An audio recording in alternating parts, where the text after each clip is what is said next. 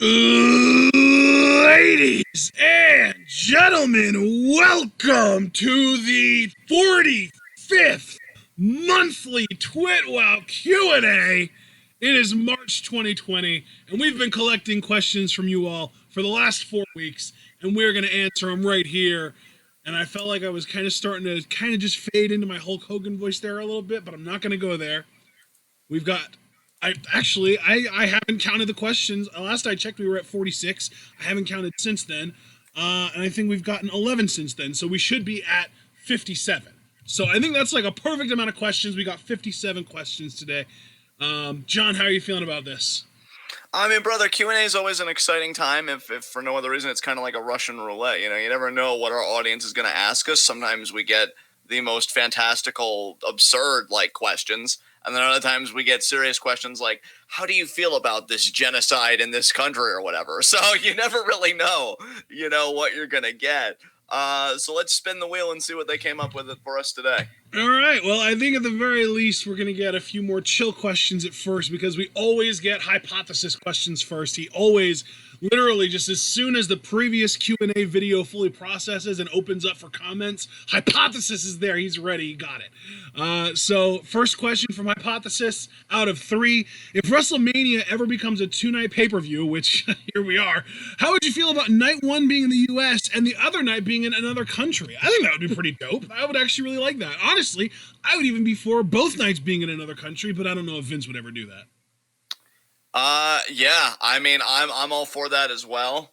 And I honestly feel like doing it that way, maybe the one way that the UK gets a WrestleMania, because I know they've been hankering for that for years. And to be truthful, I do think they deserve one. I think they consistently show out whenever they get shows. I think it's always been a great crowd. Yeah. I hope this doesn't go on too long. We forget what a great crowd even is. Canada got a WrestleMania, right? Yeah, I believe they did. I wasn't 19 in Canada, like Montreal or something. Or no, that was in Seattle, I think, WrestleMania 19. But I feel like there was a WrestleMania that was in Canada. No, it was 18. 18. It was 18, yep. It was in Toronto. Yeah. Yep. So Canada's got it. I think the UK is due, and I'm not even from the UK, but like you guys have been waiting. You guys have been fucking patient. I would love to see it happen. And I think, a 2-night model may make it more feasible. We'll see.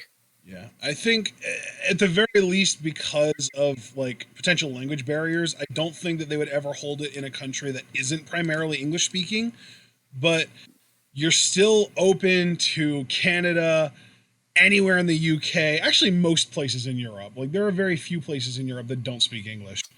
And Australia, we can't forget Australia too. And like, of course, New Zealand and like that kind of stuff. So they've got their options for other countries, on other continents that they could be running WrestleMania in. But I will say, I do think that London or somewhere in, Great Britain is the most likely place outside of continental North America. You know what I mean? Yeah, I definitely feel you on that, man. So next question. Next question from Hypothesis. If Kofi won the WWE title at WrestleMania 35 and Drew might win it at WrestleMania 36, what other talent from the late 2000s should win it at 37? I mean, come on. This is like a setup. Are you kidding me? Yeah. I mean, given how you kind of reacted to that question, I mean, who would you say? No, you go first. Go ahead. Because, I mean, I even have to, like, rack my brain thinking about the roster, though. That's shit. I was just going to say Johnny Mundo, John Morrison. Well, yeah, that's obviously the go-to. But I almost, like, interpreted their question because, I mean, let's be real. Kofi was a big deal because he was the first Black WWE champion, which people were asking for a long time. Drew is Scottish, which, again, that fan base is really looking for. So I don't know if you're looking for the moment, like, in that way. Otherwise, I would say, like, I mean, I know Shinsuke doesn't fit that bill, but getting a Japanese WWE champion, but Nakamura isn't like really a late 2000s WWE wrestler. And that's why I just said, though, he doesn't fit the period, so I know that doesn't work. Yeah. But if you're just looking for people that fit the period and are just talented and aren't looking for anything beyond that, Johnny Mundo for sure. Yeah. Like, absolutely. I was just trying to think of who else was even around in the late 2000s, honestly.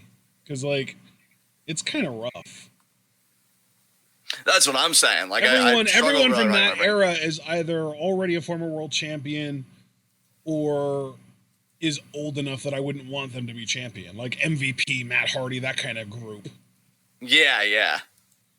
So, yeah, I really do think that John Morrison is like the last bastion of that era that's not won a world title. So I'm going to just stick with him.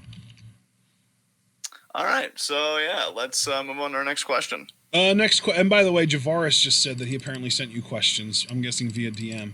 But I didn't get. Well, let me just check real quick then, because I didn't. Our third question from Hypothesis: given the current state of things with the Corona pandemic, should the Money in the Bank matches return to WrestleMania this year? I don't even know, honestly. Like, it's such a toss-up. Like, I feel like this pandemic has really put a lot of things in whack. And I do see Javaris' message, so I'll just inbox you those questions very quickly, Ashton. Yeah. So, I feel like it's become, a really complicated, like, convoluted thing. By the way, if you want to categorize these based on time, he sent these March 21st, I think it was. It says Saturday. When was Saturday? But he sent March 21st. 4. Yeah. Is Javaris not a part of our Discord? No, I guess he's not, he's right? not a patron at all anymore. He hasn't been in a few months. Yeah, so Javaris, you can only ask 3 questions. So I guess just choose which one you want to ask. But yeah, like I really don't even know how to do wrestling anymore with this pandemic. I guess it would be a novel idea. Because, right now, obviously you can't have your own Money in the Bank pay-per-view unless you're just going to host that on the PC and just have that be awkward. So I guess tentatively I'll say yeah, but really I understand why Vince would want to do Mania now, I guess. But if you can postpone other pay-per-views, I would just assume postpone Money in the Bank, truthfully. How do you feel about it, Ashton? That's kind of how I feel too. Like, but the thing is, like, we wanted them to postpone WrestleMania, and they were like, no, we're still going to have it in front of nobody. So, God, given the current state of things, which is actually part of his question, he's literally said, given the current state of things, and then he added with the Corona pandemic. Should the Money in the Bank return? No. I'm going to say no. I don't think that the Money in the Bank matches should return to WrestleMania this year. If they would have postponed it, I would have said yes. If they would have gone with my idea, which was to postpone WrestleMania until August and run a show at the PC called Corona Slam, where people can send in donations and like a certain chunk of those donations would go to like hospitals and coronavirus relief, that I think would have been perfect for them moving Money in the Bank matches to WrestleMania, because then they would have happened in August. And I would only say that because I'm pretty sure Money in the Bank is supposed to be in May, and there's a very, very good likelihood that that's not going to happen, or if it does, it's going to be in front of an empty arena again. So I would say that would have been ideal. But given the way that things are actually happening, I don't think so, no. I think that they should hold off on Money in the Bank as long as possible so that they can try and have that in front of a crowd. Yeah, I'm totally with you on that. Next question. 3 questions from Noob & Co. here. Number 1, name one WWE Women's Championship to change hands, and the other 3 have to be retained at WrestleMania. So, in other words, we have Rhea versus Charlotte, Becky versus Shayna, Bayley versus 5 other girls, or 4 other girls now, because one of them, Dana, I think, is in quarantine. And then Kabuki Warriors, and we'll just assume it's a 3-way versus Twisted Bliss and Pinup Strong. So only one of those 4 titles is going to change hands. Pick the one, assuming the other 3 must stay on the current team. Whatever. This might surprise people, but I would just say have Kabuki Warriors drop their titles, and then you keep your 3 main champions. Rhea maintains as NXT Women's Champion, which she absolutely should. Bayley retains the SmackDown Women's title, and I personally think she should until her and Sasha get the one-on-one matchup where Sasha could take it off of her properly. And then Becky beats Shayna, which that is probably the diciest choice. But, I'm actually picking Bayley to drop it to Sasha because I want Kabuki Warriors to keep the titles because it keeps them interesting, it keeps them on TV, keeps them relevant. I will obviously want Rhea to retain, even though I don't necessarily expect that, but you'll find out what decision I actually land on for that match on next Friday when we do preview predictions for WrestleMania. And I do actually not mind Becky retaining, given the poor reception that Shayna was getting before crowds went away. So, yeah, Yeah, I can understand that logic. To me, I think Kabuki Warriors have done all they can with the tag titles. I mean, there's really not much you can do when there's barely a division. Yeah. Like, their high point was feuding with a team that isn't even a team in Charlotte and Becky. So I really do hope, though, that if only one of those 4 titles changes, I really hope that it is Sasha winning it. I want Sasha to get a fucking run, man. That's number one on my WWE wish list right now is probably for Io to win the NXT Women's title or get called up and win a title on the main roster. But number 2 is easily Sasha winning a world title and getting a good reign and not losing it on her first, 3 defenses because she deserves better. Yeah, dude, Sasha absolutely deserves a legitimate run. I agree with you and everybody else that's been jonesing for it for God knows how long. Hopefully it happens soon. But anymore, I don't know. It'll happen when it happens, I guess. And if it doesn't, well, then we know that WWE just made the wrong call on this. That's really all you can say. I honestly can't believe it hasn't happened already, truthfully. But, that's where we're at. Question number 2 from Noob & Co. A little spoilery for our 5 Fave 5s, which is in 2 weeks, but we might as well do it anyway. Things could change, or, we might have people that aren't necessarily in Stardom, and this kind of helps to consolidate or whatever. Name your 5 favorite Joshi wrestlers. Well, obvious. Yeah, I was going to say, do you want to go first? Do you want me to go first? How do you want to handle this? I'll go first. Okay. Obviously, my number 1. Does Kairi still count as Joshi? Because, she is Japanese and she is a women's wrestler. I was going to say, yeah, Joshi is literally just Japanese female. If you want to say woman or female in Japanese, the word for that is Joshi. So I would say, because it helps us to avoid spoiling 5 Fave 5s entirely, I would say you can include any Japanese women on this list. Okay. Then I would say Kairi at 1, Konami at 2, Azumi at 3. Wow. Mako at 4. Wow. And then I would say, have you been catching up with her work or something? No, just I was really a big fan of the work I have seen. Mako's a boss. Nice. And I would say either Momo or Io to round it out. It's kind of a tie between the two because I really do enjoy their work. But I think, give or take, there are some times where I probably would prefer Io, but Momo's really grown on me, big time. No, and honestly, I've only really included those other women because it's not just strictly Stardom. Because there are other women on Stardom that I really high key appreciate. So I'm not trying to do a disservice to them. But yeah, I'd say that's how they vibe. And if I had to pick, because I don't want to cheat and be like, come on, John, you can't have 2 and 5. It's not 6, it's 5. I would. No, I think that's fair. I think having a 2-way tie at 6 is fair. Yeah, but if I had to pick though, just in the interest of keeping it compact. I'd probably say Io, honestly, because I was really vibing with her return last night. It was really good to see her. That moonsault was clean as hell. She definitely deserves the title run. I will make that clear right now. So, yeah, Io would probably round it out. All right, and I'm going to have Io at 1. I think most people could have predicted that. Yeah. I'm actually going to have a bit of a surprise at 2, and that's Tam Nakano. Nice. Love it. At 3... I think I'm actually going to put Asuka at 3. Okay. Jungle Kyona at 4. Okay.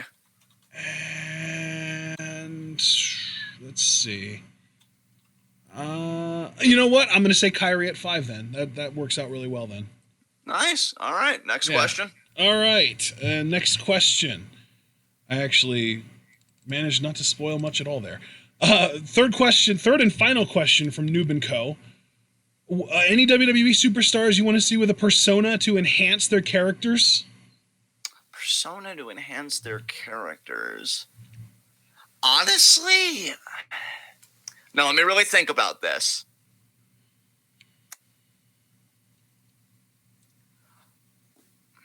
Gulak already kind of has a persona. Otherwise, I'd say him because I love that he's become more visible lately. I don't know if Sammy's Entourage and Nakamura and Cesaro have personas, but they're just so committed to Sammy's absurdness that I don't even think they'd benefit from a persona. Yeah, I'm really trying to think. Can you think of anybody while I'm kind of thinking? Because I don't really like dead air for too long. I'm going to struggle with a question. Do you have anybody in mind? I think the biggest struggle is that almost everybody has one. Yeah. It's specifically talking about WWE, and WWE is one of the most gimmick-heavy places in wrestling industry. So Yeah. it's kind of tough. Shane Thorne. I'll say Shane Thorne because we were talking That's about a really him. good answer. We were talking about him and how talented he is last night, and if you maybe gave him some kind of gimmick, some kind of persona, some kind of character, I think that could be that extra step that would be required for him to really get noticed by Vince and get a push. So I'm going to say Shane Thorne. You know what? I'm actually going to get ahead of this, and I'm going to say Marcel Bartel because I really do like him. I like that. And I really do believe that Imperium, like, no faction lasts forever. And when Imperium dissolves, I don't want Bartel to just be a really good mat guy. Because, like, yeah, you may get a mid-card title, you may get the nice spots on TakeOver where it's like, hey, you know, the jobber to the stars type thing. Can you make this guy look really good? Right. If Bartel wants to have a higher ceiling than that, I would think a persona would benefit him greatly. Because there is, like, and the only reason I even keep, like, coming back to him, because it's weird the fixation I have on him when we get questions like this. When he first came into NXT, and he kind of got over in Full Sail a little bit with the whole 9 thing, you know, because the yes chant never really died, and any variant thereof is going to have some shelf life. Yeah. I'm like, well, I wonder, can we develop a talker out of this? Can we develop a personality out of this? Because, again, if he's just a really good technician, I mean, have you met Daniel Bryan, who's also a really good technician and just an amazing personality? You're not just going to get over, I think, by being a really good technician. Even ZSJ in New Japan, he's such an asshole. Yeah. Like, you know that, like, yeah, you've got to have the Dickhead Hunter. And Dickhead Hunter, yeah, the technical was. And, like, that's the thing. Bartel, if you're just a really good mat guy, because even Walter has presence, right? Oh, my God, so if you I think that's the thing. You either need to have presence like what Walter has and like Strowman and like the big intimidating guy. Even Drew, I think, has presence more than personality, but he's starting to be able to show his personality more lately too. But I think you need to have one or the other. You need to either have that presence where, you know, when you walk into a room, eyes are just drawn to you, or you need to have personality where you can make people pay attention to you with your actions or your words. Yeah. Yeah, and that's the thing. Like, I don't want Bartel to sink, so I definitely think he would benefit the most from persona because he's got it in the ring very clearly, but that ain't going to be enough if you want, you know, the primetime spots, the takeover main events, all that stuff. You got to be able to talk your way into the building. I don't know if Bartel has that, but all right, don't want to stay too long on that question. I think I answered it sufficiently, so what's our next question? We got a trio of questions from Jace Facemeyer. Ugh! On Twitter. The first one is wrestling trends you hate.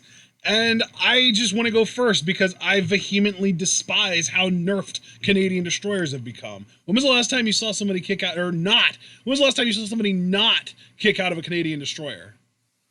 Well, the last time would be kind of a cheat because it was the Usos versus Miz and Morrison, but that Canadian Destroyer was followed up by an Uso Splash. So as a standalone move, right. I can't even remember the last time. Yeah. Yeah. So I feel like it was probably in like 2012, 2013 era Adam Cole days when he had a Panama Sunrise and probably won matches with it back then. Yeah, that sounds about right. So, what about you? Trends you hate in wrestling? I have another one as well. I mean, I still kind of hate. I mean, if we're talking about trends, like on the crowd level, I've been over the what chants for a long time, and they're just never gonna go away. Yeah. And you could even say like, well, what about if Austin like passes away? Then I could see them intensifying to a whole new level, just as like a tribute, you know. Then they'll take on a shelf life of like another 30 fucking years at least. But I think it just kind of played out. I do agree with people that I feel like promos have been better without crowds. And like, I think crowds can sometimes make a promo because I do think they are sincere and endearing and all that stuff. But then you can tell like other crowds just want to get themselves over. Yeah. So definitely like what chants I definitely think are categorized for me as the latter. So that's one trend that I hate, but I'm going to volley the ball back to you, partner. What was the other one you had in mind? Poisoned Ranas. Yeah. I don't hate all poison Ranas. There are a lot of instances where I will be like, oh my God, that poison Rana looked amazing. And then really what it is, is specifically when somebody does a poison rana on purpose. But I fucking hate it when somebody's like, "Oh, I'm gonna get you up in an electric chair," and it's only because they're setting the opponent up to do a poison rana to them. I hate that. Yeah, I feel like the better poison ranas are like where you jump up on the shoulders and you just spike them down. Oh like, yeah, like that's what I mean. Like when it's the person on offense intentionally doing a poison rana, it looks great. But when it's the other person setting them up on their shoulders for like an electric chair move, and then it turns out, oh, it was just a poison rana setup the whole time. I hate that shit. The only exception would be when Ishii did it to Kenny Omega, because I did not expect a man that but size. But we know Kenny Omega does electric chair moves. That's part of his. Yeah. So even then, like, learn how to craft your shit. See, this is why Ishii just needs to open up his wrestling school and single-handedly save the business. Can I just, like, I feel like that's the most correct take I've had on here in 2020. Let's call it. I'm surprised he doesn't have one already. Oh my god, I want to learn how to wrestle from the Stone Popper. I know, right? Yeah, I mean, and I don't even want to learn how to wrestle. That shows you how good of a teacher he would be. I know, right? He's the type to bring in people that don't have any interest just because they're fans. I kind of had a dark thought, and I need to purge it because this quarantine is just totally taking away my filter. I just picture him having this dojo, and he's like, "All right, class. Who wants to learn how to do a sharpshooter?" And then somebody's like, "You mean like Natalia Neidhart?" And he just grabs that kid and he beats the fuck out of him in front of the rest of the class. No, not like Natalia Neidhart. Anybody else want to talk shit? And the whole class just shuts up and he shows them how to do it properly. Yeah.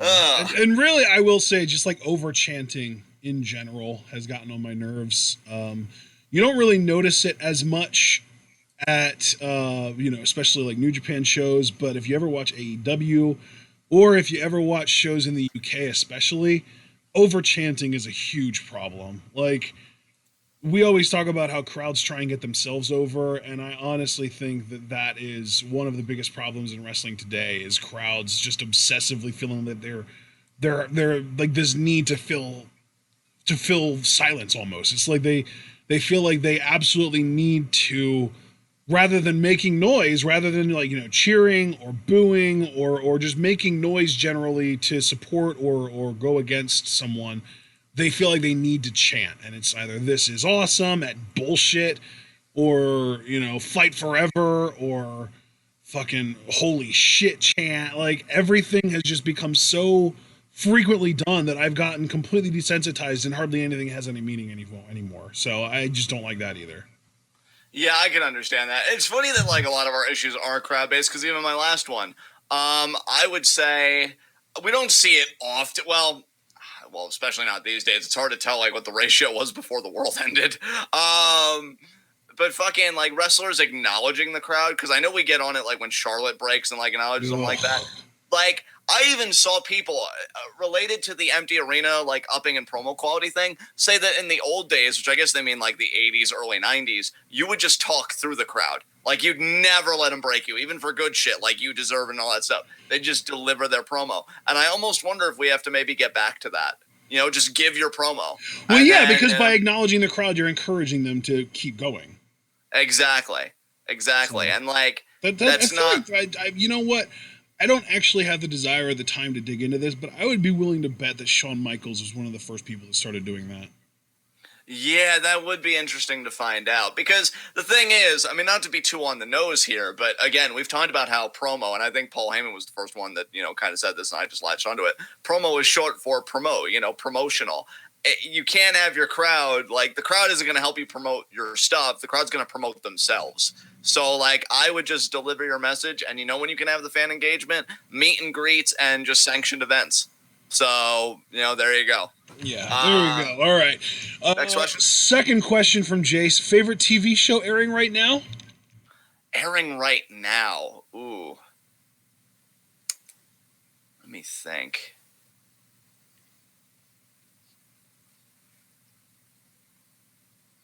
I really am enjoying Better Call Saul. I mean, we're watching it on Netflix, so it's always a year behind, but I know that's currently having a season right now in syndication. Obviously, we're doing The Magicians, and that's really good. Yeah, The Magicians would be my answer. I'm just trying to think, though, because, I do watch a lot of shows with, like, the family as well, and there are even some shows I just watch, like, by myself kind of thing. Yeah, I think I'd say Better Call Saul. I really enjoyed their last season on Netflix again because that's where we do it. And yeah, I think. But is that airing right now though? Well, yeah, they've got a season currently going right now. It's just Netflix is always a year behind. Nice. So it fits. I'll go Better Call Saul. It's pretty fucking good. Good. Cool. Good job. All right. Third and final question from Jster. Who do you want to take the IWGP title off Naito when that time comes? I mean, who do I want? Suzuki-sama, who will probably be Okada for the 50th time. Yeah, fuck. But you know what, though? If you wanted me to give a more realistic answer than just Suzuki or Ishii, who, I mean, I just say because they deserve it, but fuck me. I'd say, I'm not bitter. Fuck you. I'd say, I love you. But no, I'd say Ibushi. Ibushi really won me over with his Wrestle Kingdom matchup. I'm actually really psyched for his title run. And Ibushi and Naito do have history, so it's not even like an implausible answer either. So yeah, I'd say Ibushi. Yeah, I would love that. I'm gonna say though either Jay White or Okada. That's who I would expect it to be. They're asking who we want though. I mean, if I had to pick who I want, I would agree with John. I would say either Suzuki or Ishii. But if we're talking about realistically, I'm gonna say it's most likely gonna be. You know what? They're gonna be in a little bit of a downturn on business. They're gonna put the title back on Okada to bring business back up. Yeah. Man, that's some shit. All right. You like that? Well, no, because I'm just thinking, dude, like, God, I don't know what's happened to me. I've been an introvert my entire life, so it's not like quarantine just changed my whole life, but I don't know. Just something about the whole feel of the world. I'm like, there's no reason to give a fuck anymore. And like, this whole pandemic has just primed Okada for another run because New Japan's going to be like, okay, we're opening business back up. How do we get people in here fast? Title change. And I just like, but no, I just won this. And dude, can I just say, and I mean this sincerely, this isn't like a dick kick move. I feel so bad for Naito fans, present company included, because of course he finally gets the title and this fucking shit happens. Yep. Like, Jesus Christ. We can't fucking win. We can't just have a good, satisfying, sustainable win. It's just not, well, it's not in the cards for Naito fans. I thought Kyrie fans had it rough. Brian fans had it rough for a couple years. Nah, fam. Simmer your fucking selves. Naito fans have it the fucking hardest, okay? Everybody else can take a goddamn number. I will never. Because at least I got fucking Mundo winning a world title with the end of the world before it was the end of the world and actually had a run. Fucking Naito fans cannot catch a break. My sympathy and solidarity with all you motherfuckers. That is... Wow. That is rough. Fucking rough. Oh, man. All right. Next up, we've got 3 questions from Alex Cage on Twitter. First up, what happens when Orange Cassidy uses 3% of his power? I mean, Christ, we might as well choose now to find out. I was going to say the end of the universe, but like... Here we are! Whip out your power, Cassidy. Let me feel it. I don't know. How much percent of his power do you think he used against Pac? That had to be more than 3%, though, right? Because he really did seem competitive with him. Yeah. So, yeah, I guess he's just a really, really good wrestler, is my answer to that. Yeah. If you don't want me to be ridiculous for 2 seconds. That's pretty much my answer, too. Second question from Alex Cage is actually just for me. What is the XFL doing differently than the AAF? I think the transparency is a big one. The way that they actually show reviews and, all that kind of stuff. Other than that, they do have some rule changes that are kind of cool. I honestly think that the coaches are better in the XFL than we're in the AAF. But other than that, they're pretty much similar. XFL is also doing a better job marketing, I think, than the AAF did, because the XFL has like really good major TV deals, and I don't think the AAF necessarily had that benefit. So yeah, I'm gonna just say that that's pretty much the extent of it. Third and final question from Alex Cage, though. This is just for you, John. Speak about John Morrison and Kairi Sane. Oh, well, I'll just speak about them sincerely. I think Kairi is really like an understated performer in WWE. It sucks that she's kind of gotten a bad hand on the main roster, you know, being stuck in a tag team and then the injury and everything. Because I think she's got so much charisma. I think she's got a magnetism where she really could be the top babyface. But I just don't think that's ever going to happen for her. I mean, Mundo Morrison, you talk about a guy that he's been in the business for years. I think he came in like either in his early 20s or like late 20s. He's like 40 now. Still looks in better shape than most people like in their 30s or whatever. Certainly looks better than people in their late 40s. Granted, he's early 40s yet. I know he doesn't need a world title, but I think it would be more of a recognition than anything for being such a consistent performer, because I've never heard about him injuring people. I think his selling's great. Unfortunately, I do think his mic work is still kind of weak all this time later. I mean, sometimes people just have an Achilles heel. It's his, but I at least appreciate that in interviews, and I've always said this, he has the humility to acknowledge where he's deficient, and that goes a long way with me. He doesn't act like he's God's greatest gift unless, like, it's just persona time, you know, and he's working people. But sincerely, like, he knows the deficiencies in his craft, and that tells me that you really love it, when you can acknowledge where you're weak just as much as where you're strong. Yeah. I think, especially, I will say, as one big thing as a babyface, I think he sells fantastically. Like, even thinking about his feud with Sheamus, I think he really did make Sheamus, you know, look menacing and stuff like that.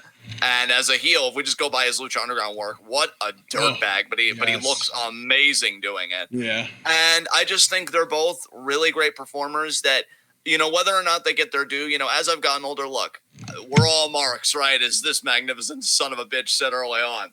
But, you know, it's become less about the chase for me. Look, would I mark the fuck out if he won the WWE title? Absolutely. Would I mark the fuck out if Kyrie won a women's championship? Absolutely. But I think when you get older and you learn the harsh reality of our business, which we'll even touch on that again, because I know a question that Mark Schoeneman asked about one of the biggest tragedies in our business. You really just want them to be safe, healthy, and happy. And if Jomo can look back on his run, you know, WrestleMania main event or not, WWE title or not, and just say, yeah, I had fun with it, that's a win for me. And if Kyrie can enjoy her time in America and say it made me a better performer and I made friends that made me a better person, that's good enough for me.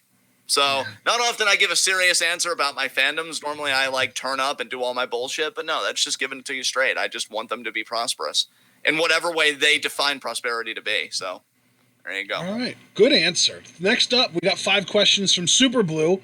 First up, cut a promo on Garth Brooks fans and the internet for confusing a Barry Sanders football jersey for Bernie Sanders support.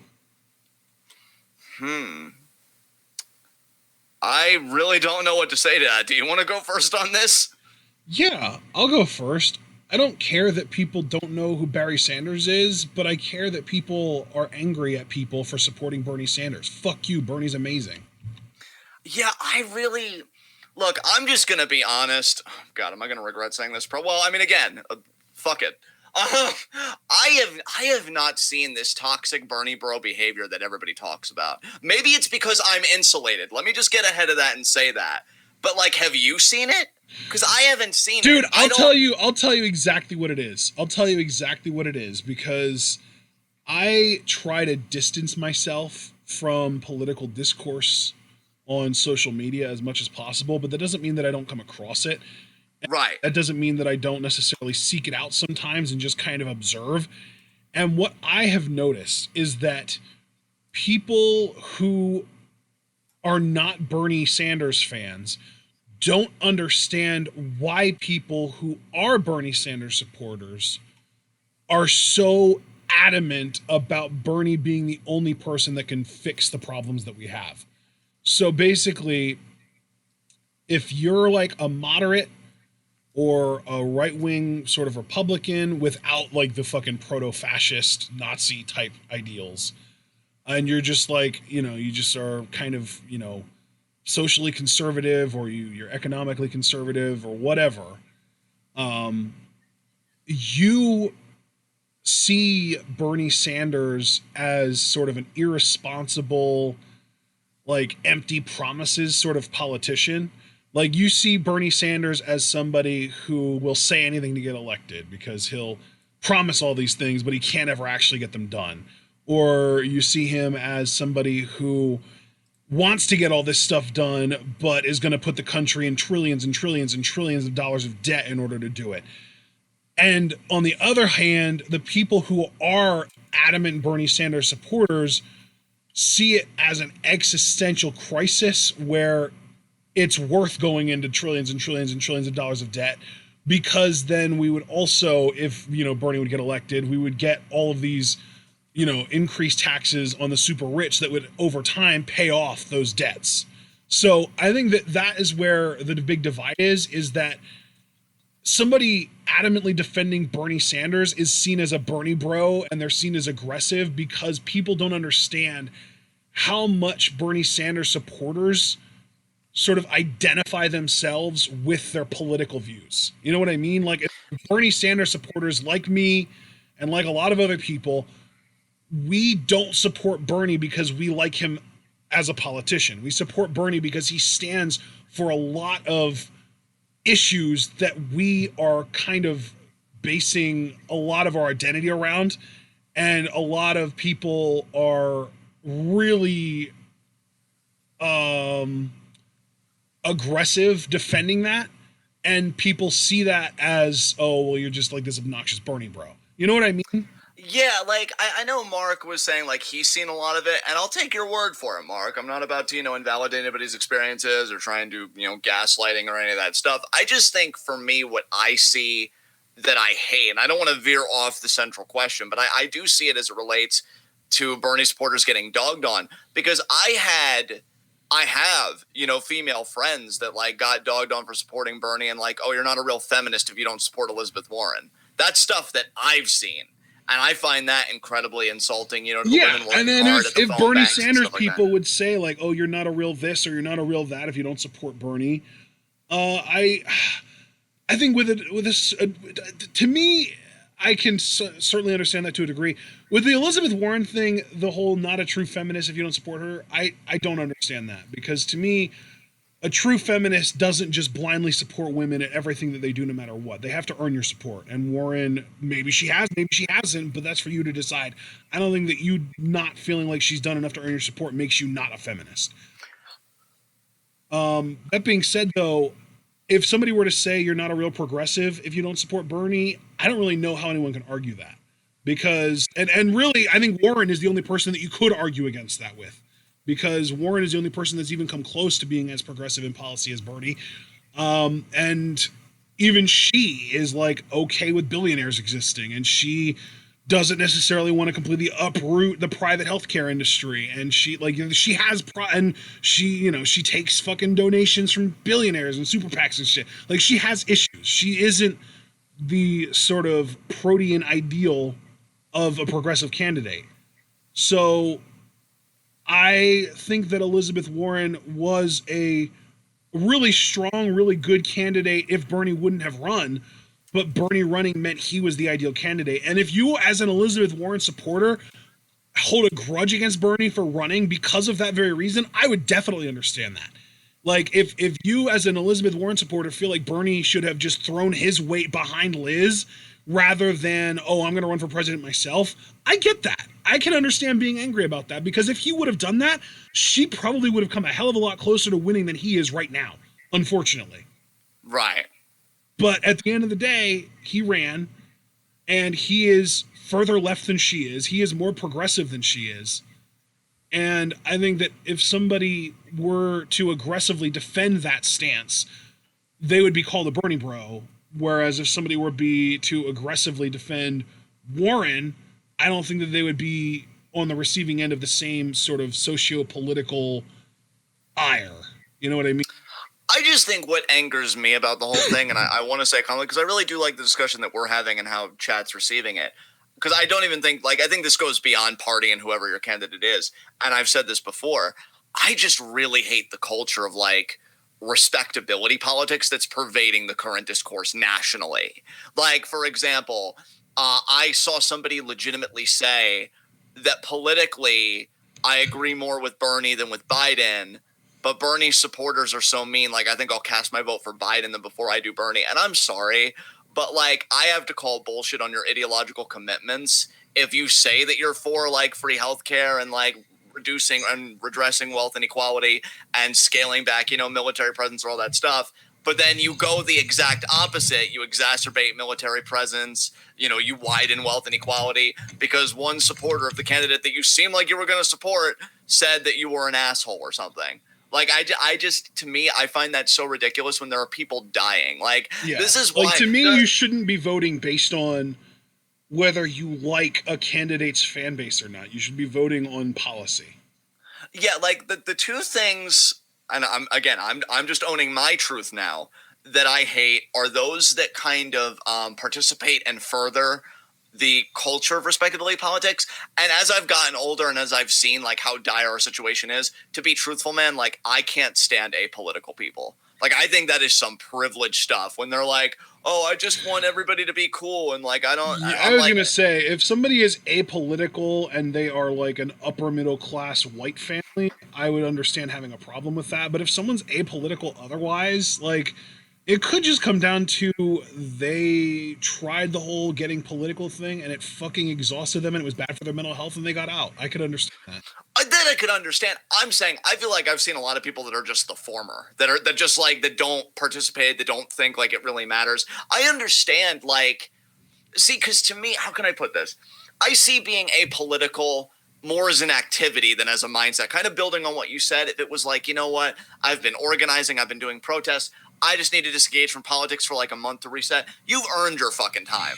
But for people that kind of have it as like a disposition towards the world around them, like that honestly just irks me because like everything is political today, more or less. Like even the things that you enjoy, like gaming and stuff like that, as cultural artifacts, they've been politicized for better or worse, so like there are political discourses happening all around us, and to just look at them all and be like, like, especially when some of the discourses definitely are heavier than others and have life or death implications, it's maddening to me, if I'm just being honest, and again, just owning my feelings. So yeah, apolitical people and the people that are like, oh, this Bernie bro said I could eat a bag of turds. Well, I guess I'm riding with Biden. Like, what? I don't know, man. It's ridiculous. But next question. Next question from, oh shit, I lost my place. From Super Blue. Which WrestleMania has a better work rate, 17 or 19? I'm just going to go right ahead and say 19, because 19 was more stacked with work rate guys. Yeah, I feel like 19 was like a SmackDown 6 kind of showcase, too, because I know Benoit, World's Greatest Tag Team, like they were all in a tag match. You had Angle versus Lesnar. Yeah. That sounds about right to me. Third question then from Super Blue. How do you feel about WWE signing Gronk? Don't really care, to be honest. That is something I'm mad about after ranting about like apoliticalness and indifference. Like, it is what it is. It could be good, it could be bad. It just kind of is right now to me. Okay. And yeah, God, I don't know if they've even signed him. I don't think they're going to ask him to wrestle or anything. But as the host of WrestleMania, I'm fine with it. Fourth question from Super Blue. Why do you think Joe and Nakamura's title reigns were bad? Are you talking about NXT or mid-card? Like, I don't really know. I'm assuming they mean NXT because I know we've dogged on those title reigns before on the podcast. Yeah. I honestly just think that it was just the lack of contenders, the lack of, the lack of variety in who they were being challenged by. I feel like Joe pretty much only ever got challenged by Finn and Nakamura, and then Nakamura pretty much only got challenged by Joe and Bobby Roode, and it was just like very homogenous at the top of NXT at that time. It was frustrating. Yeah, especially when you have the one match against Ty Dillinger. It was fucking great. Yeah, that's the thing. When you have two guys of the in-ring quality of Joe and Nakamura, and they don't have like a breadth of challengers, and it's like very constricted, I think it like even the best ring workers, like you don't want them swimming in a kiddie pool, you want an ocean for them. And, even it just shows that you're only... Shit, I skipped the fourth question. That was the fifth question. Okay, do you want to, well, let me just tie this up then. Yeah. It shows that even with the best in-ring workers, like you're only as good as like your opposition. And like even these guys had boring title reigns because their opposition was just kind of played out. So what was the fourth question? Of course, this would be the one that I skip. I should have just left it skipped, but then Super Blue would have been like, hey, you guys didn't answer this, and then he would have asked it again next month, and then we would have had to give him a sixth question because we're nice like that. Should Swerve and Kushida become a tag team and win the NXT tag titles? I mean, should I sew my mouth to my anus? What kind of fucking question is that? The fuck is wrong with you? Go to he added like a parenthetical. Let me find it in the Discord. Okay. He said, before you say no, just remember that Swerve has been mostly doing the job as a singles wrestler, which is stupid as hell, but with Kushida on his side, they would be unstoppable. I appreciate that parenthetical. It's funny because I just remembered one of my own. Go to your room. We're not doing that. I am not going to have Swerve sell his soul so we can have a few more W's in his fucking record column. That is ridiculous, and Kushida can eat trash because you are what you eat, so he's probably already just resuming his diet as is. Do you have anything you want to add? I certainly do not, sir. I think we can move on from that. Next up, though, we had 3 questions from Brandon Best. First up, do you have an opinion on the video game Spec Ops: The Line and its themes? The themes being PTSD and the dissociation of oneself from one's crimes. I'm just going to say I haven't played the game, therefore I have no opinion on this matter. So yeah, we can move on to the next question because I think that question was just for me. So we can move on to, I think the other questions are for both. So okay, second question from Brandon: which Stardom wrestler resonates with you the most? You know, you'd think I'd say, you know? Yeah, you'd think I'd say Konami because she is like my favorite, like, you know, and it's sadistic and everything else. But as far as like resonates, I would say Mayu, probably because like she's so aloof about a lot of shit, but she's so talented at the same time. And I'm like, mood. So yeah, I guess I would say Mayu on that. What about you, bud? I already brought this up earlier when we were listing our favorite Joshi wrestlers, and it's Tam Nakano. Because and again, this varies. Like there was a point I would have said it was Hana Kimura. There was a point that I would have said that it was Jungle Kyona. Right now, though, it's Tam. Tam is definitely hitting that for me, and I think she might just be the best storyteller in the company, honestly. Very cool, man. Very cool. Next question. Third and final question from Brandon Best. Some think that Triple H is the savior of wrestling, while others say that he only pushes who he likes to satisfy his own ego. What's your take on it? I think savior's a bit much. I do love what he... Can we just like meet halfway in the middle there? Like maybe he does a little bit of both. Yeah. Like he's definitely done good things. Like NXT is definitely a good thing, but he has biases like anybody else. He's just a man.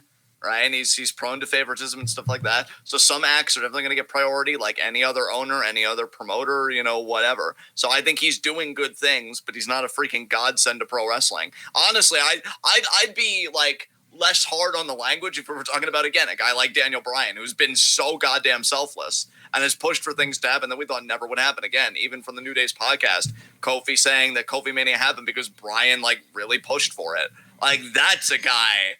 That you want to talk about saviors and shit, like that's a guy I'd be more comfortable with that label. And even then, we have to remember that they're only human. So Triple H has done some good, but he's definitely got his follies like anybody else. Yeah. All right. Next set of questions are from Rotten Butter. I think you might know the first one. He said, "I suspect the answer might be a bit longer this month." Yeah. Let's see. A lot of Netflix shows with the family. We're currently working through Wentworth, their 7th season. We finished Better Call Saul, the latest season on Netflix. We did Undone. God, what else? We dropped Magic for Humans. That was a show we were reading to. We're probably going to do Castlevania starting tomorrow, so I'll just tack that on. What else? I mean, obviously, you and I have done a shit ton of Rocket League, currently watching The Magicians. I have been stacking up on books. I already had enough books to get through this quarantine, but I've been reading some Heidegger lately, some German philosophy, some good shit. Music. I think it was this month that I was really on my Dear Agony kick. Dear Agony kicks ass. And it's not often I talk about music. I feel like Ashton's more the music guy. But yeah, I've definitely been vibing with Dear Agony, getting back into their stuff. Is Dear Agony a band, or are you talking about the Breaking Benjamin album? No, they're a band. I you know what? And nothing against Breaking Benjamin because I like them too. But I hate that they have a song like that well known because I think it takes attention away from the band, and I just think the band's so good. You know, I wish there wasn't that clash. There has to be a rebranding somewhere. But yeah, no, I can't even find Dear Agony the band. They don't even have like a Wikipedia page that I can find. Yeah, it's really a shame because to me they've got maybe this is a false comparison because like any passionate musical ear would be like, no, they don't. But I get the vibe of like a bit of an alter bridge in them. Not much, but I just kind of get that vibe, and I definitely feel it. I think Dear Agony's awesome. Have not played any Fire Pro this month, even though I've been kind of itching for it. Again, it's just been mainly trying to get back into reading and stuff like that. What else did I do this month? Because I'm trying to think. When was the last time I went out before everything got put on lockdown? Can't even remember. What movie? We've been watching Adam Ruins Everything. We binged that on Netflix. That's been really good, and we've been working through season 2. That's been a lot of fun. I know we made plans to do Yu-Gi-Oh! Sub. That's going to be right around the corner, I'm sure. We're ready to go anytime. Yeah, I really can't think. Oh, one other interesting thing I did, and I'd like to stick with it because I like to keep like comics that I'm reading. I like to keep comics that I'm reading kind of like in my head because I still have Deadly Class that I have yet to read. But man, that's going to be a good binge session if quarantine really gets to me. But I read the first 2 issues of a Spawn comic. I think Spawn could be a Marvel hero that I really like because, and here's what inspired me with it because this is another thing I did this month. Because those of you that are fans of Mortal Kombat 11, I don't know if Javaris is still in the chat, but I know we were geeking out over it when it first came out. He probably owns the game if I had to guess. Spawn's a DLC, and like all of Spawn's fans have loved it because I think the actor's name is Keith David. Yeah. He got to do the voice, and people like are going crazy for it. Visually, it looks stunning, and yeah. Like, I was vibing with that. I'm like, wow, this looks cool as shit. Let me read some of the comics. Did the first 2 issues. Not bad. I may pick it up again. I don't know. I kind of have a weird relationship with comics where you really got to catch me in the mood to, like, really binge them. So, yeah, I read the first 2 issues. That was cool. And I really, at the moment, can't think of anything else because, again, like, I do my philosophy stuff, but I never go in depth about that. I will say, because this is going to be a question related to later, so I don't want to get too ahead of myself. I have been rewatching old Benoit matches and just digging into like Benoit material, some really personal, a lot of it professional. And I did watch the Vice documentary in full, both parts. We'll be talking about that a bit later because I know Mark asked a question about at least part 1, but I'll probably give him more bang for his buck and talk about the whole thing. And yeah, I think those are like the biggest things. So Ashley, I'm going to hand it over to you to kind of like fill in your side of things here. Yeah, I feel like anything that I've watched is because I've watched it with you. We've watched a few movies here, though, I will say that. I did kind of mention we watched the Fantastic Beasts and How to Find Them movie. We're planning on watching Grindelwald tonight, actually. So that should be interesting. God, what other movies have we watched, though? We've watched a lot of movies in the last, like, 2 or 3 weeks, I would say, which makes sense because, quarantine. Yeah. I'm going to pull up my TV, as a matter of fact. If it comes on loud, I'm going to try and mute it quickly. It didn't come on loud, though, so we're good. Let me just hit the last button and see what comes up. Let's see. We watched the movie Bowfinger a couple nights ago, which is hilarious. That's Steve Martin, Eddie Murphy, Heather Graham. It's a comedy about a guy, con man basically, who wants to make a movie, and he basically builds up this house of cards worth of lies that allows him to basically con his entire cast and crew into thinking that these movies' rights have been sold and that they're going to just make the movie and then it's going to be in theaters and it's all going to be good. And by the end of the movie, he gets busted, but by the end of the movie, he also gains blackmail leverage over the star actor that he wants to be in his movie the whole time, and literally uses it to get him in his movie and get the movie made. So, it literally, at the end of the day, the story is, fake it till you make it. Yep. Pretty fucking much. We also watched Looper a few nights ago, which my mom couldn't get into because she just can't follow time travel stuff. She is very like, but if that's happening now, why didn't that happen in the first place? I think her problem with time travel is that she just thinks too much about it. Like with time travel movies, sometimes you just have to not think so much about it and just buy into the version of time travel that they're trying to sell you on. And she just doesn't do that. She has this idea of what time travel is in her mind, and if the movie doesn't adhere to that, she hates it. So your mom should lean into it and just be like, "Oh, it's 2020. Love it or leave it. Go." Yeah, she leaves it. Yeah, exactly. She leaves it. Yeah. Let's see what other. Oh, my mom and I also watched TMNT. Oh, cool. Not cool. the one that literally is titled TMNT. The Teenage Mutant Ninja Turtles, the movie that came out in 2014 with Megan Fox in it. That was like, I think that wasn't a Michael Bay film, was it? It might have been. Shit. Well, I'm Megan Fox. I mean, Michael Bay and far behind. Yeah. I'm pulling up Tubi now because they have like a continue watching or an already watched or something along those lines section. So let me just see if I can find that real quick. Oh my God, Bob Ross is on Tubi right now. Holy shit. Amazing. Yeah. Let's see. No, that's all already watched. Most popular. I'm trying to remember what. Well, yeah, I saw that was Teenage Mutant. That wasn't the right section, though. I think I might just be SOL here.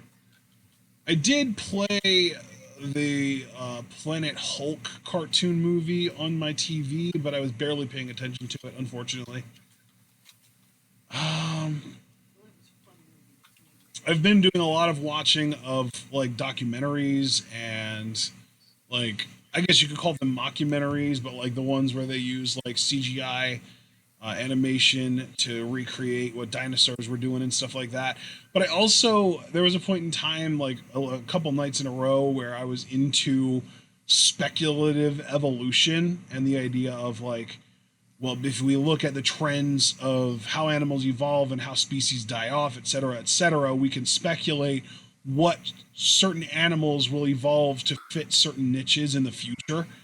It's a really interesting field to me, and the one thing that I actually did end up watching in full was The Future is Wild, which is like a 2004 Animal Planet special. It was like a 2-hour thing where they tried to speculate on what kind of animal life would exist in 5 million years, 100 million years, and 200 million years. And it's really cool. It's really interesting. I think they go a little bit like out in the wild as far as like actual like theories and speculations when we get out to like the 100 and 200 million years in the future thing. But the 5 million years thing, I actually pretty much buy into most of. Like the idea, one of the things that they had was that Wolverines, which as you probably know, John, Wolverines are pretty much exclusive to very, very cold biomes, you know? Like north, they live in northern Canada and the Arctic and shit like that.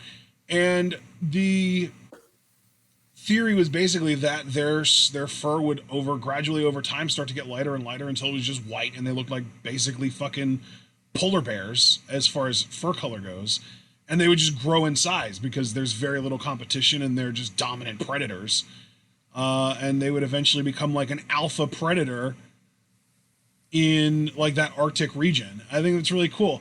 And then like one of their main sources of food was like a fucking penguin looking thing that had grown into the size of a seal. So it was like a seal, but it had like a long ass beak. It's just really cool stuff. That's the kind of stuff that interests me. And I also attempted to get a subscription to Curiosity Stream, but their pay with PayPal option wasn't working, so I didn't. And then I tweeted them, hey, your pay with PayPal button isn't working. As soon as it is, you'll have a subscriber in me. But they never got back to me, so fuck me. Ooh. Yeah. That's rough. I really wanted to get I really wanted to get Curiosity Stream, and they were just like, no, you know what? We don't want your business, bitch. Wow. Rude. I know. But yeah, as far as games, I've had a little bit of like a revival in my old school Game Boy game playing lately. Especially over the last few days, I have been kind of mentally obsessing over the game's Dragon Warrior Monsters 2. If you're familiar at all with the Dragon Quest game series, they are a part of that. They're like a spin-off of that. There were games that came out in the early 2000s, I believe, that were Dragon Warrior Monsters and Dragon Warrior games for Game Boy and Game Boy Color and Game Boy Advance and all that stuff. I think the first Game Boy or the first Dragon Warrior Monsters game was already a Game Boy Color game, and then the sequel was like a split game, like what they do with Pokemon, to try and get people to buy both to make more money. It was Kobe's Adventure and Tara's Journey, or Kobe's Journey and Tara's Adventure, or something like that. But the idea is it's another monster collection game. But what I really like about this one is that rather than like in Pokemon, if you breed two monsters, one of the result is going to be one of the parents. Like if you breed an Eevee with a Ditto, you're going to get an Eevee every single time. If you breed, a Kingdra to a fucking Gyarados, you're going to get whichever one is, I think, the female every single time. But in this game, they have this breeding system where you can combine two monsters to make a completely different, more powerful monster.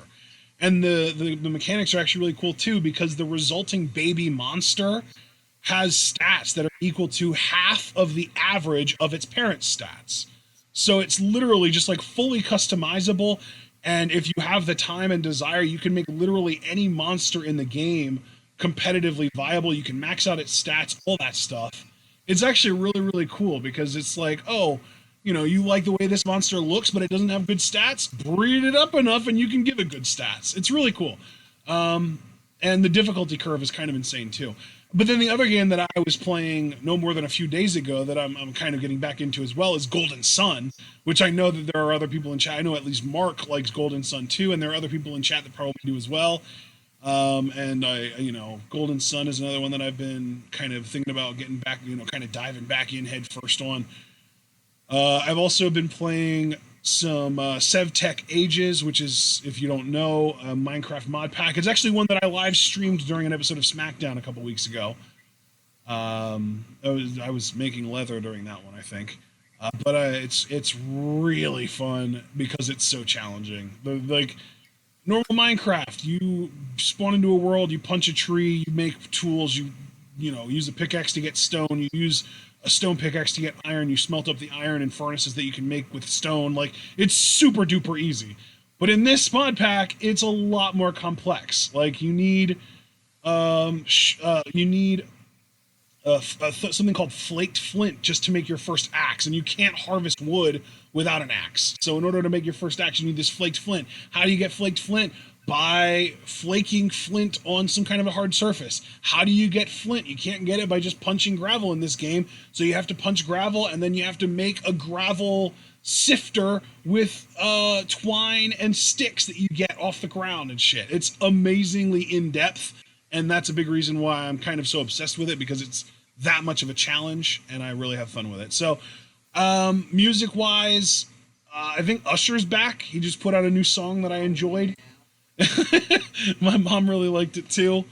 God, what other songs do we have that I recently added to my? Oh, Childish Gambino dropped an album like 2 weeks ago. I was listening to that last night. It's pretty fucking great. Let's see.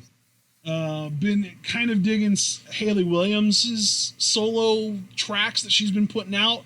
My favorite so far is Cinnamon. That's just a bop and a half.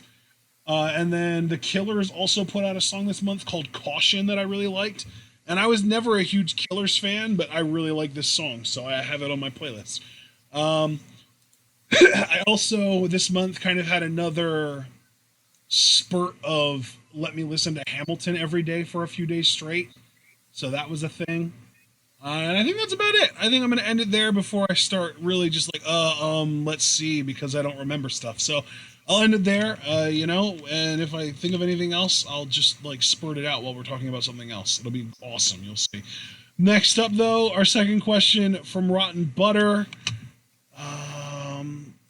Just go off on people that have made stupid decisions during this crisis. Doesn't matter who, just get it off your chest. I mean, Trump's public enemy number one to me. Well, actually, there's kind of a tie because fuck the Chinese government for suppressing the one doctor that tried to whistleblow on this thing and warn the rest of us. You know, that was really classy. Great ethics there. I mean, we've been saying fuck the Chinese government for years, but this just makes you double down on it, right? Yeah. And, you know, but then focusing like on our own nation, because, you know, you should be prepared for what other people do, especially when you're in the imperial fucking core and one of the most powerful nations on the globe. Firing the entire pandemics team. I mean, you know, much wow there. And then saying, oh, I hope to get the country up and running again by Easter, when today now we've eclipsed China. We're finally number one, everyone. We have the most confirmed cases of coronavirus in the world. So that's great. You know, it's bad when, well, I almost feel like I want to stop saying that I'm an anarcho-communist, because it really seems like I'm more council communist based on like my positions on things. But like, there have been epidemiologists saying like we need like a 5-week national lockdown. And pragmatically, like, of course I'm for it. There's no way we'd adhere to it, though. I'm seeing people go stir crazy after 1 week. 5 weeks, you'd have riots. Hell, even just the mention of a national lockdown, you'd probably have riots. We're screwed. Like, we are absolutely screwed. So our president, I freaking hate, because he's not prepared for this crisis at all. And the people that could help us be prepared, he's not giving the microphone because they make him look bad. He's too busy planning journalists in the White House briefing room to kind of give him softballs and puff his ego up. Really, it's not so much a person, but I also have to rant against our culture of like this hyper individualism, like, fuck you, I'm going to get mine. Because I almost feel like, now granted, I'd have to look at the data. Like, this really isn't like an educated thing, but I'm hearing, right, that Japan and other places are kind of having their numbers go down, or at the very least, like, their death rates are slowing, even if more cases are getting confirmed. So it seems like they're getting a hold on it, probably because their culture, and we've talked about it before in commentaries, like with people like Tanahashi and stuff. It's the conservative mindset of like, you know, family's important, community's important, like that sense of social solidarity. We've got no social solidarity here. I'm still seeing shit about people going to the beach. I saw an image yesterday from a New Jersey area, because of course it's fucking Jersey. I can't tell you how grateful I am that I left that fucking toilet bowl. Where it's like, pandemic or no, these kids aren't letting a quarantine stop them from, I think they were like going outside out of their school or what, so they can pledge allegiance to the fucking flag. You have more solidarity to a piece of fabric that doesn't give a shit if you live or fucking croak than to the people that could be immunocompromised, older, you know, whatever. Fuck our Congress for doing this whole masturbation. I mean, you would have loved this, Dash. I don't know if you listened to like any of the Senate hearings. They were using football analogies, which was great, because I know you would have just picked those apart, where it's like, it doesn't matter. Stop being marks. And then they fucking pass something. And look, guys. Before I even go any further, because I can tell what's about to happen. I'm about to rip my human form off. I'm about to like go Dragon Man on this bitch and incinerate everything. Before that happens, okay? I just want to acknowledge, do your own research, look at the data yourselves, you know, whatever. But like, from what I've seen and what I understand, which has its limitations like anybody else, I mean, we're fucked, is my conclusion, because they passed this $2 trillion stimulus package, which I'm getting so sick of the political class, I'd like to show them my stimulus package, and they could fucking choke on it. Don't see what's going to hospitals. I don't see what's going to food personnel. 200 billion? Yeah, that seems like a fucking pittance compared to what they probably deserve, honestly, in the grand scheme of things, relative to what corporations are getting. But of course, they're corporations, and in the eyes of our just legal system, I tweeted this last night. Remember, guys, before you get all angry and shit, and I don't know, do something, remember, corporations are people too. So be more considerate, you fucking jerks. Sarcasm, fucking obviously. It sickens me that food personnel. I talked to a woman just a few nights ago. It was crazy. She's disabled like I am and stuff. She's feeling overwhelmed because she works in a restaurant. But oddly enough, she lives in Minnesota. I got excited for her for a second because she has like this 6-year-old daughter. And I'm like, oh, well, they're offering free childcare, but it's only to grocery workers. And like the biggest fuck you that I have, because I knew I really wanted to keep my words economical, but like I've learned about myself a lot in this quarantine, people. I've actually attained enlightenment. Mundo would be proud, because like my family historically has always had anger issues. I just realized it never skipped me. I just get really angry about political shit. Because like, holy fuck. This is it? This is what we're doing. Like, the whole political class that was like, well, golly gee, I know your 20-something-year-old has a really bright future and dreams and happiness and they don't want to kill themselves. But I just don't know how I feel about them not being in debt for the rest of their lives. That makes me uncomfortable. And the fucking people that are like, oh, well, you got to pay rent. You know, I don't make the rules. I'm sorry. You know, you're either going to pay rent and you can live in your car, I guess. Like all these things that seem like imperatives, like they can't be changed. Like they're stitched in the fucking fabric of nature itself. Let's see. Now we're seeing people get childcare. Now we're talking about UBI, even though this is like a one-time payment of $1,200, which is fucking shit, but at least it's something. My point being, all these things that the political class told you, they could never do, it can't be done. Where's the money going to come from? Where's the money going to come from? And they're doing it. They're fucking I never want to hear again. I swear to you people, whatever is left of my sanity, which I think being on this podcast talking political shit really has made it go down.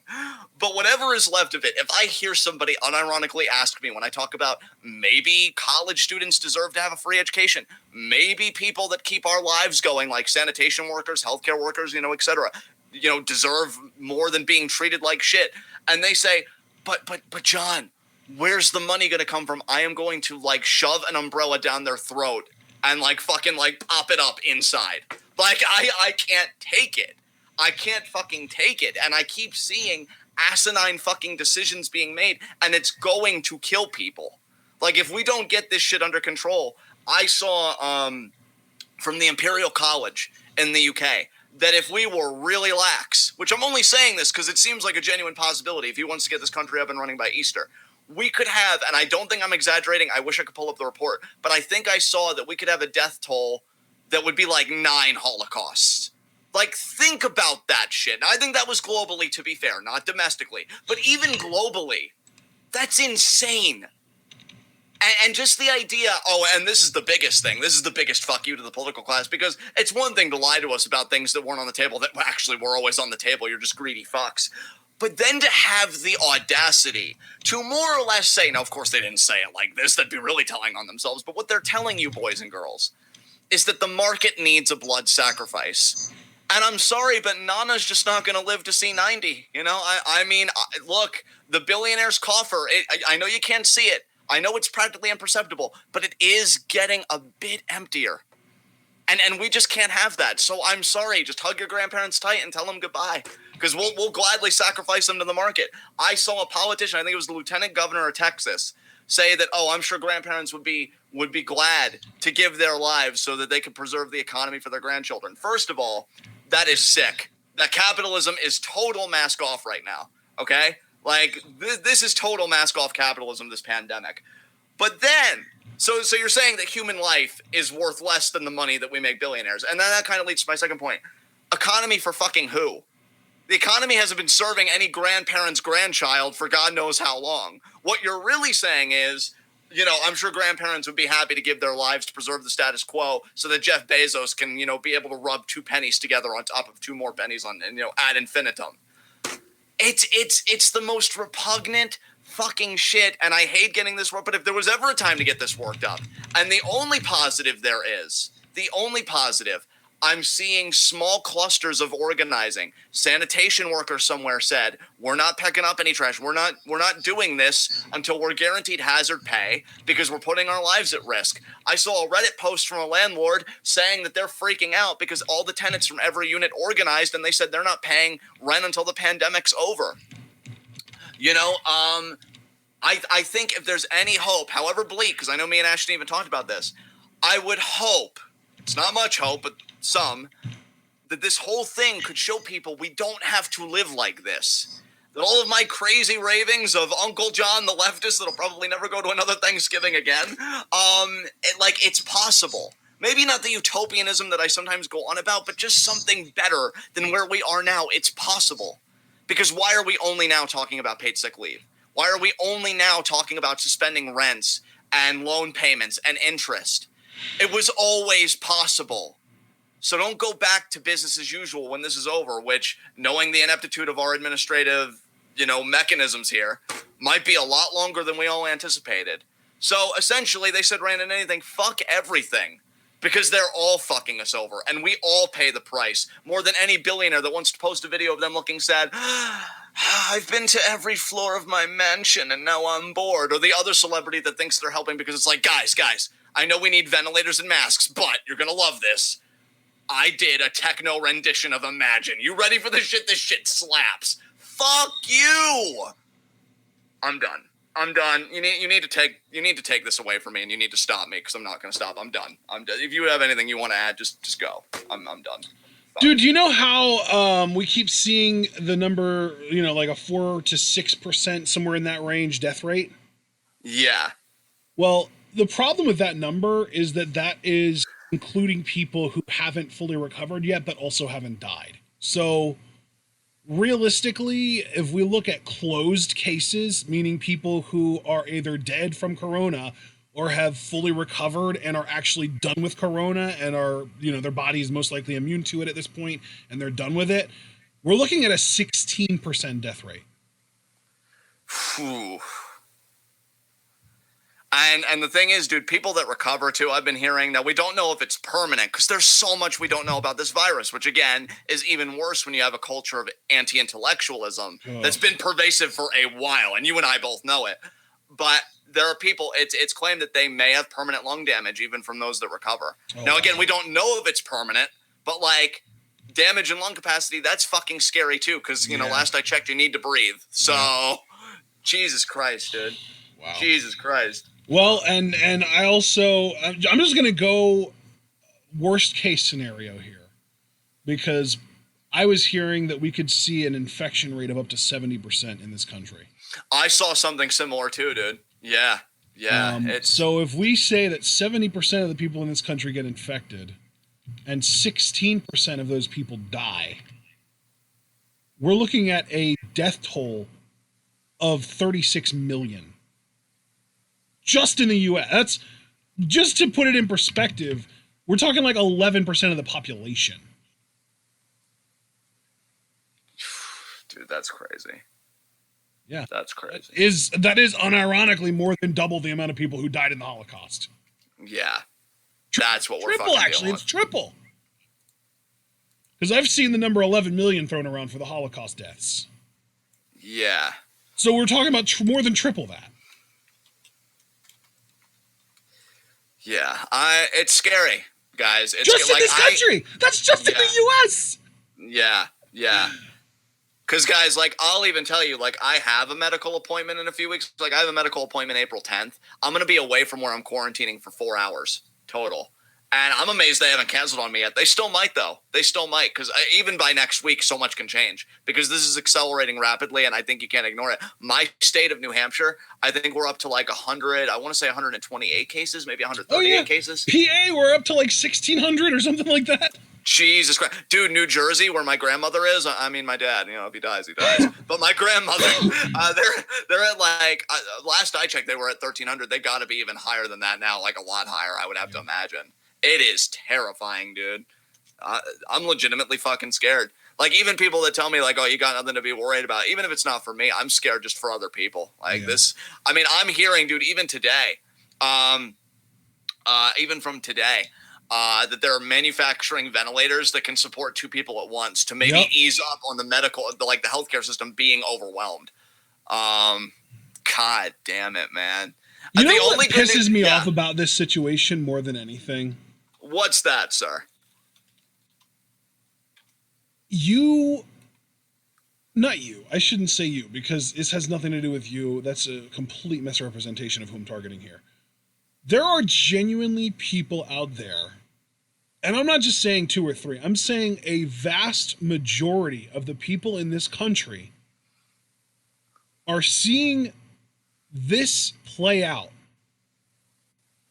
and are pro Medicare for all and would still rather have Biden or Trump be president than Sanders. It's fucking mind-boggling. It is. I mean, my inability to speak is even a testament to that, because it is like dude. This situation is exactly why Bernie needs to be president, and exactly why Biden becoming president would not change things for the better.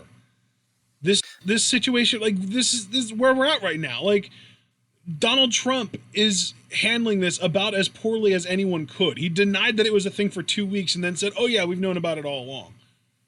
Like, and now he's talking about, oh, we want to open the country back up by Easter. Easter's in 2 weeks. Dude. And can I just say something too? And I promise I won't rant this time because I actually feel pretty gassed out after that rant. But like, I'm even seeing some people, and I know they mean well, so I'm not trying to like call people out, but it's like, you know, Revel saying, oh, Thanos was right. Execute the Zero Mortal plan from Dragon Ball Super. Guys, that rhetoric makes me a bit uncomfortable because, like, it's not the idea of people. Like, overpopulation genuinely isn't a problem. Even if a lot of the people are selfish and they go to the beach and shit. The problem is capitalism. The problem is, like, resource allocation, wealth inequality, and how things are structured socially. Yeah. Revel, I even sent you, I don't know if you've had a chance, and see again, like, I have to call this out. We all deserve learning. No, we do not. No, we do not. We can accommodate all the billions of people that live here, but we need better economic and social systems. And again, like, I'm not trying to, because I know I can get, like, up on my thing and up on my bullshit, but in trying to have a calmer, more reasonable, consistent rhetoric, you guys know I genuinely believe capitalism is the problem. Wealth inequality is the problem. Institutional systemic violence, you know, racism, ableism, misogyny, all that stuff is the problem. Revel, I know that I sent you literature. I don't know if you've been able to go through it, but I when I took that left political quiz, which said that I'm less anarcho-communist and more council communist, my second highest thing was eco-Marxism, and then after that eco-anarchism. So I've been reading ecological leftists, and one of them had a paper like, what is social ecology? And they say, yeah, like, capitalism necessarily establishes a relationship between human beings and the earth where the earth is dominated. Like, the earth is treated like this inert kind of matter that only has meaning when we give it meaning. And Murray Bookchin, who was the author of this paper, he says that's wrong. When you look at biospheres, when you look at ecological systems, like, it's teeming with life, and therefore it's teeming with value separate from human value, separate from the value imposed by instrumental reason, which is to say market value. I don't like this rhetoric, even if you guys are kidding, which again, I'm not trying to go hard at anybody, but I don't think we should really be playing with this rhetoric, because even I kind of did it, admittedly, and then I caught myself because I saw some people, like, you know, call me out, and I appreciated it, where it's like, oh, humans are the virus. That's dangerous. Like, that's some eco-fascist shit, where it's like, oh, if we just cleanse these people, you see how nature just kind of returns to us. No, I think we can accommodate every person. Like, it's not a matter of let's cull these people, which I'm hearing from Tories, I'm hearing from conservatives. We're better than that. Let's just have a better mode of living. You know, that's really, in all of my anger, all of my invectiveness, that's really what I'm saying, because you're seeing things happen now. You're seeing people organize now in small clusters. You're seeing legislation happen now. And make no mistake, this legislation, you know, free childcare in Minnesota, this thing here, that thing there, this is capitalism trying to preserve itself in a time of crisis. And historically, and why I even bring this up, capitalism in a time of crisis to preserve itself, you always have the choice between leftism and fascism. And historically, fascism always seems to win. And it really seems like people are more open to more fascistic modes of governance and stuff like that. We can't let them do it. We can't let them do it. And we can't even think that it's a good thing, like, oh, let the old fucks die or let them be called. Look, I know I make those jokes as much as anybody. I will hold myself to that same standard. But if we're talking sincerely, all of these people can live, and they can live better than what we're doing right now. It's capitalism that's the problem. It's social structuring and organization that is the problem. I love you too, Jackie. You know, because it starts with that. I mean, let me ask you guys. I'll, you know, very, very personal. Like, we talk about people being called. Like, it's a personal thing for me, because I even know there are some healthcare institutions and stuff that are making, like, hierarchies of who should live and who should be taken off their ventilators. Yep. Like, that's dangerously close to eugenics. And I'm sorry, guys. Like, I know we have a good time here, and I'm not trying to be overly sensitive, but as a disabled man that knows the history of eugenics in this country, look up Buck versus Bell from the Supreme Court. If you've never heard of it, look up Buck versus Bell. Thousands of people sterilized. Like, eugenics isn't an archaic thing. It's very real, and it's very alive. And that's one thing as a disabled man that very much scares me on this crisis, because let's say that I get coronavirus and I'm on a ventilator. Like, if it got really bad, which we don't know, just because I'm in a lower risk age group, I've heard about people in my age group getting, you know, but I don't know if they have pre-existing conditions or not, but I don't want to take the chance. Right. They could look at me, they could see that I'm disabled. He's disabled. He doesn't contribute to the market. He doesn't further imperialism. Take him off. Like this is like I just want to say, and it almost seems obnoxious because I also work on axes of privilege, being white, being male, being cis, but being disabled. My life doesn't have value. Not in this country. Relative to the guy that works the 9 to 5 or that could go to the military to shoot a guy in the face that never did wrong to him, my life doesn't have value. No fucking way. That they would gladly grind me up and use my blood as oil to further the capitalist mechanisms to keep it going. And if I'm expendable, I know some of you guys have to feel expendable by this society historically with how it's treated you, whether you're a woman, whether you're black, whether you're whatever, and we don't have to stand for it. So it's not cannibalizing our fellow man. We need fucking social solidarity. And this is the most serious I've ever been politically, because you noticed I haven't raised my voice, I haven't turned up, I haven't done all this shit, but because it's a scary fucking time, and these people are openly talking about who should live and who should die, so long as capitalism gets preserved. And that's disgusting. And if that isn't enough for us to organize and say never again, we cannot live this way anymore or again, then I really don't see any hope.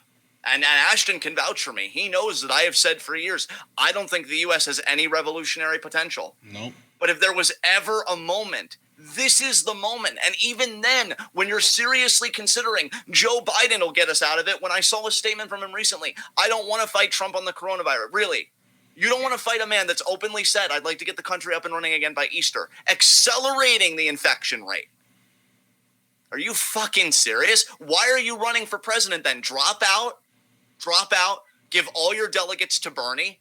And again, I'm saying this as a leftist that think we need to push Bernie further left when he gets in. Yeah. But to stop the bleeding, give him your fucking delegates and fucking do something. Because as a disabled man, Javaris is a black man, Jackie is a disabled woman, we're all expendable. Alex is a black man. They don't give a fuck about us. Okay? If you have this idea that, like, this person cares about me, no, they don't. They care about empire. They care about the status quo. If we keep it running, we may get acknowledged with some illusory award, like CM Punk used to say about Vince, these imaginary brass rings. Oh, a Purple Heart here, a Medal of Freedom or Honor here. It's meaningless. You know what has meaning? Life. Life has fucking meaning. And as long as we keep living, we have a chance to keep giving it fucking meaning. We give things meaning. Because I don't believe in a creator. I don't believe in any of that shit. We give it meaning. I'm telling you, all of you matter. Because your political class isn't telling it to you. So what the fuck are we going to do about it? That's what and it frustrates me. You don't think I'm frustrated? I can't even already leave because of a quarantine, but even before that, so much of the world is inaccessible. I can't do protests. All I do is angrily tweet and maybe write an essay here or there, and I feel useless. Because more needs to be done. So when I see the people organizing and I see the people say never again and take to the streets and claim the streets because the streets are yours. It's not theirs. It's always belonged to you. They just made you believe that it didn't. They made you believe they're doing you a favor. That you're the one that's privileged getting to do all this, but it's ours. And anybody that stands up and claims it, those are my fucking comrades, because fuck the fascist rhetoric. Fuck the, oh, well, actually, the Earth's overpopulated, so a few people dying would be a good thing. No.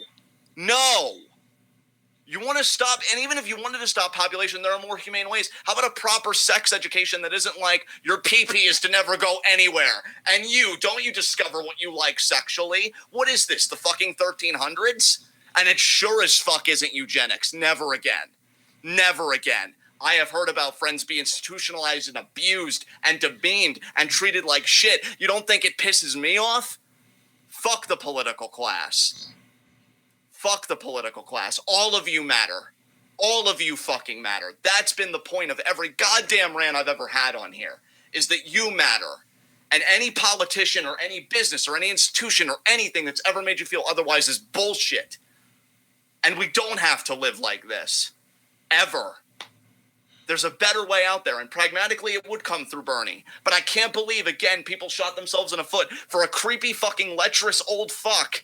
And then, see, there I go again with the Reddit, because I get so mad. That's on me. But Joe Biden is so fucking disgusting. He believed in segregation. He doesn't want to fight Trump on coronavirus. So Biden implicitly is saying, for the guy that had the weakest fucking disability plan, co-signing with Trump, that my life doesn't matter. That's fucking great. But that's our answer, right? Is again deifying the ballot box and saying Uncle Joe's got it. Why? Because he was a fun meme back in like 2012. I don't give a fuck about that. You know what I give a fuck about is 2020. I give a fuck about what we're doing right now. I don't give a fuck that he had a clever meme where it's like, oh, Obama, what if we put together the Avengers? Like he was never that cool. The internet made him cool, right? Because we can do anything. We can make even the most disgusting people seem somewhat likable. So if we can do that, why can't we just do something worthwhile? Like saying, you know what? How about no fucking leaders? How about we just do something fucking different? Because I had to sit when I watched those Senate hearings, you know, be like, oh, we're on, I think, what was it? We're like on third down with like two yard. We're on the 2-yard line. That was the line, Ashton. We're on the 2-yard line. It's like, oh, okay, I get that. And then one politician actually did mention that you could still fumble the ball on the 2-yard line. And I'm like, okay, at least somebody said it, because I was about to drag you in there and be like, can you explain to people how that really doesn't matter? Yeah, and you were even talking about, you know, Biden not wanting to fight Trump on coronavirus and not doing anything and just disappearing for a week, and what could arguably be one of the most vital weeks to most people living in this country's lives. In the meantime, guess what Bernie Sanders did a couple days ago? What's that? He went back to the Senate, which is what his job actually is. He is a senator, and he got provisions added to the bill that led to it being voted for unanimously in the Senate that would grant more money to people who are unemployed, who work gigs, who get disability, and to guarantee $1,200 to people. Like, he literally just went back to doing his job, taking a break from fucking campaigning to be the president, to make sure that the people that needed the help the most got it. And that's what we fucking need. But I think what we also need, and I wish we had more of this, it shouldn't just be like all given to Bert. Like, I've loved the organizing that I've seen in the wake of this. And I want to backtrack for a second and say, Foster, you never have to apologize for talking about yourself in that way. Disability is disability, whether it's mental health, physical health, whatever. You're beautiful and you're valid. I will never make you feel bad for talking about it, because it's a real fucking conversation. I'm worried about mental health in this crisis too. I have anxiety. I'm a hypochondriac. I have a litany of issues. Never apologize for that. Like I told you, Foster, you're beautiful and your life matters just as much as anybody else's. You never have to apologize for yourself, ever. Because the fucking ableists will make us do that enough. Oh, you don't need pills. Just get some sunshine. You don't need that. Like, you don't know what we fucking need. Shut the fuck up, Karen. Nobody asked you. And then you get Trump. And then I just hate, because he keeps like promoting drugs that like people come out and say, don't take those drugs. Like, what's the name of that one drug? The chloroquine, whatever it's fucking called. Yeah, and like, well, it's something along those lines. And the bad thing about that is one, I know people have taken it and died. Exactly. People have taken it and died. 2, even if we have seen benefits here and there, it's such a small sample size. Like, you can't even like definitively declare it as fact. And then 3, and here's the part that I don't think enough people are talking about. The people that actually need that drug can't fucking get them now, because Trump was like, oh, it helps with coronavirus, so everybody's getting it for coronavirus and depriving it of people. I think people I think that is my biggest gripe with just the population, is the hoarding that's going on. Like, yeah, toilet paper and like hand sanitizer and sanitary wipes and paper towels, and even something as weirdly simple as like bread or ground beef is fucking gone from shelves across the country. And like, I'm sorry, dude, I actually saw, there was this guy that did the math, and it was like, he was talking about how, like, if you buy the biggest size pack of toilet paper from Costco that you can possibly buy, you would literally need to average like 50-something shits per person in a 4-person household, using 20 sheets of toilet paper per shit every day for 2 weeks to go through that much toilet paper in 2 weeks. Jesus. And dude, we even saw the H3 video recently. Fuck that dude that got all the hand sanitizer and then tried to sell it at like a much higher value. Yeah, it's $70 a pop. Yeah. And then they're like, oh, well, no, you're not going to do that. We're going to take your listing off. So have fun with all this hand sanitizer. And then when they're like, well, do you feel sorry? And he paused for what felt like 5 fucking minutes. And he was like, no, not really. Oh my God. I think I'm about to ascend. I'm about to ascend from already transforming. Jesus titty fucking Christ. Oh my God. We're all gonna die. And I'm not even talking about the pandemic because I really think I'm about to tear some shit up. But see that though, if I could just say about that, if I could just calm down. There you go. This is the problem to me of like the mass individualism. The mass individualism, yes, but like the psychological effects of capitalist society, where it's like, fuck you, I'm gonna get mine, but not even the sense of like being your own individual, because that's like one thing, but like in economic terms of like, oh, you need this drug, let's charge $1,500 for it. Like I even said to you, when we've heard actual political debates about the fucking vaccine that's gonna come out in like another 13, 14 months, hopefully, and it's like Jonas Salk and whoever made insulin, because I wish I could remember their name, fucking weep. They wanted it to be freely available to everyone. And then fucking capitalists are like, I hear what you're saying about valuing human life, but... Frederick Banting. Well, thank you, Banting. See, him and Salk would probably be like, what the fuck are you doing? Because these fucking rich parasites and people who want to be like them, because again, that's the psychological effect of, oh, I should worship billionaires. Because, dude, that's exactly what it is people are literally just looking for their break. People are literally just like, I was born special, I deserve to be a billionaire, and this is my chance. That's the mentality of it. And this is what we mean, like not to get all Marxist up in here, even though I feel like I've like sailed so many fucking times around the world with my bullshit. This is what we mean though about the importance of class consciousness, because imagine if collectively people really apprehended. I'm not just saying it was a passing thought, but really dwelled on and started like building around, individually, just the idea, the very real idea that you're much closer to poverty than being a billionaire. And like, if you notice again, when we talk about the mass psychology of capitalism, we have shows about hoarders. Like Christy watches them on her tablet all the time. Like, oh, you collect all these toys you don't need, or you hoard cats or whatever. But if you hoard money, you get on the cover of every magazine and you're called a visionary and a hero. Yes. Like, I want people, and I think that was, now to be fair, I think I pretty much jacked a quote that somebody said along those same lines, but it's a point worth repeating. This is how the psychology of capitalism works. If you hoard anything else, you get the side eye, but if you hoard money, oh, you're an entrepreneur. Yeah. You help people. Because look at all the wealth they're hoarding. Look at how much it's going to trickle down, which again is bullshit. It's proven incorrect. Like the only thing that's trickling down is the billionaires pissing on the working class.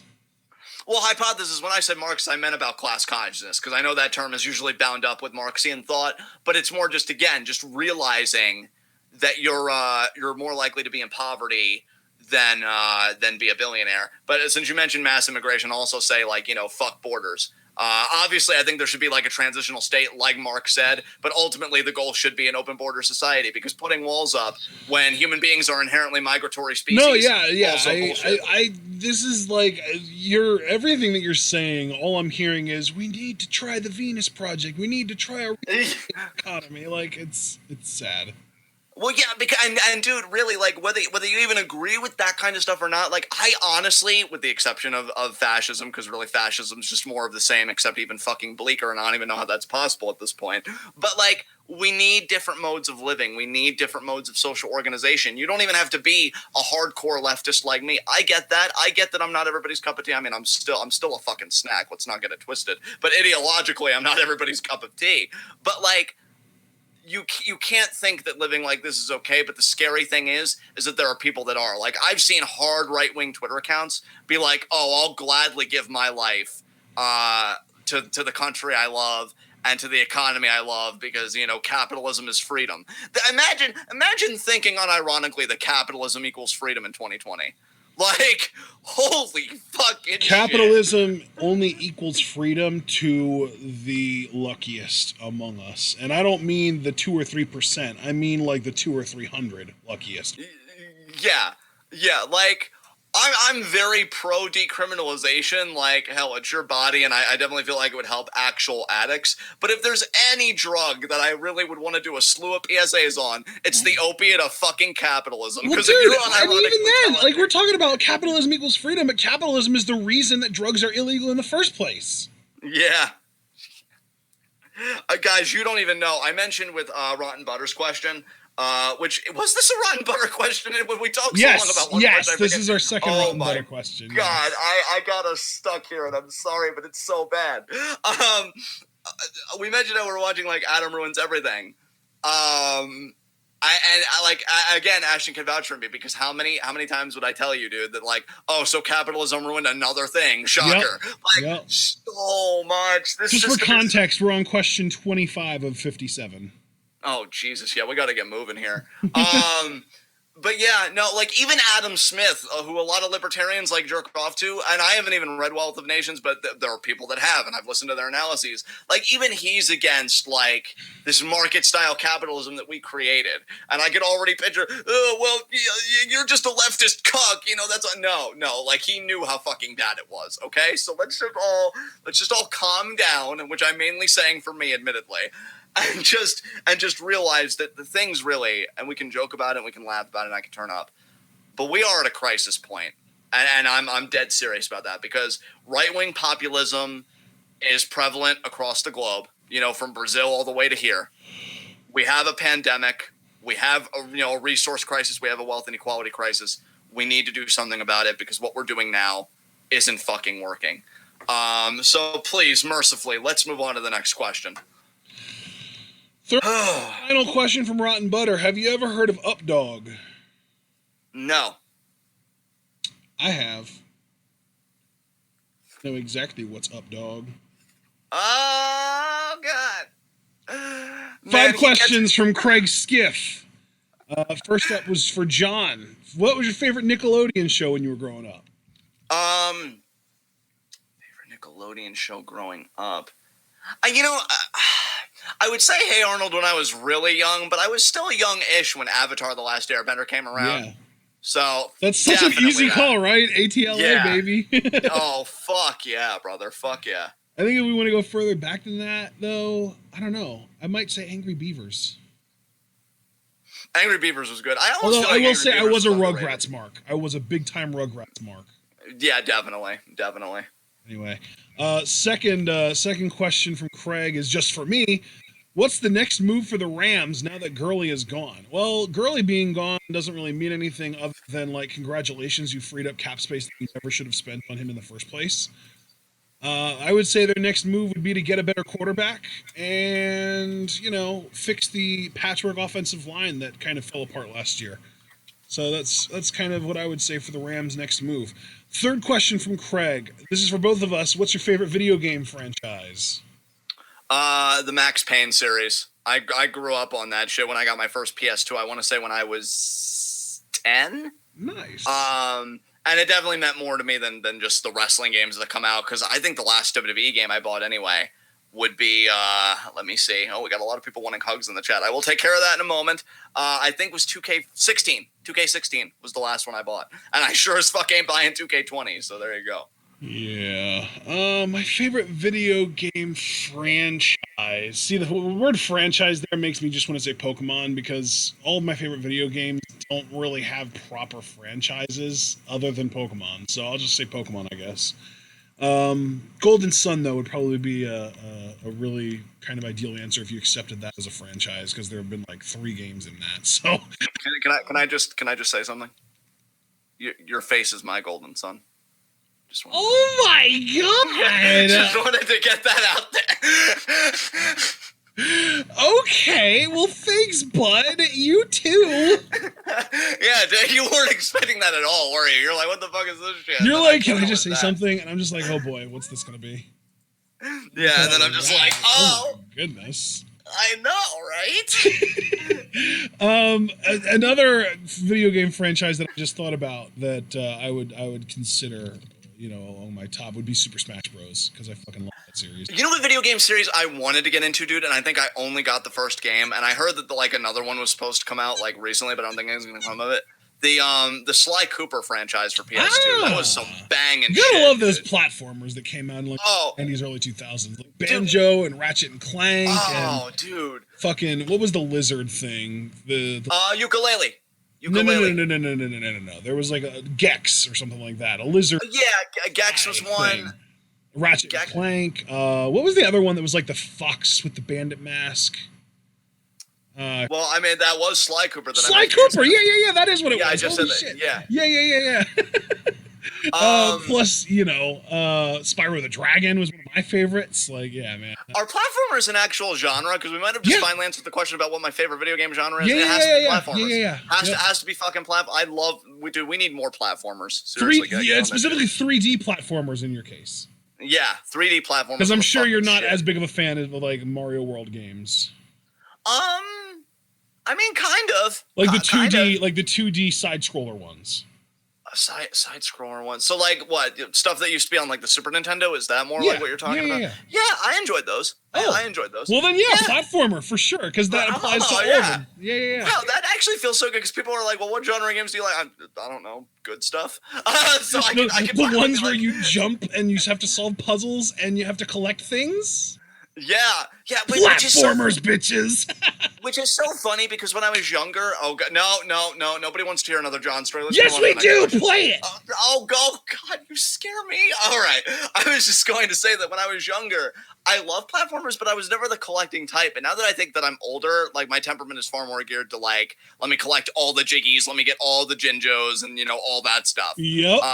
That's how I was when I played Banjo-Kazooie. I was always such a completionist. I was always like, oh, but I only got like 99 of the 100 things. I gotta go find the 100th. bro, just between you and me, since you've played Banjo-Kazooie, didn't it always feel so fucking good when you met your note count and you were able to open that door? Because note counts used to just drive me fucking wild. Yes, bro. And then you'd get the no count, and you'd be like, "Yes!" And like, God, I almost felt like. Do you want to know what the two most memorable things to me from Banjo-Kazooie? Number one is, what's his name? Mumbo Jumbo. Yes. Him being able to transform you into like an ant and shit. That's yeah. And then number two, I think it was like the second level. It was like the pirate ship level. There was a fucking crab whose shell you could walk into, and it was a puzzle. Yeah, dude, that's the thing. I always found the note doors more cathartic than the puzzle because I'm not gonna lie. Like, whenever I would have, like, an ample amount of jiggies, I would always just blow my load on, like, 2 puzzles, and I wouldn't even really think shit through. I'd be like, okay, opening this world, and then later I'll get to this world and complete this puzzle, whereas with notes, it was always more agonizing. Like, just open! But this note requires 900 notes, and you only have 899. No! Yeah, it was trying times, but fun. All right, let's move on. Our fourth question from Craig. Do you feel the Gargano-Ciampa feud is cursed because they can never get to that point?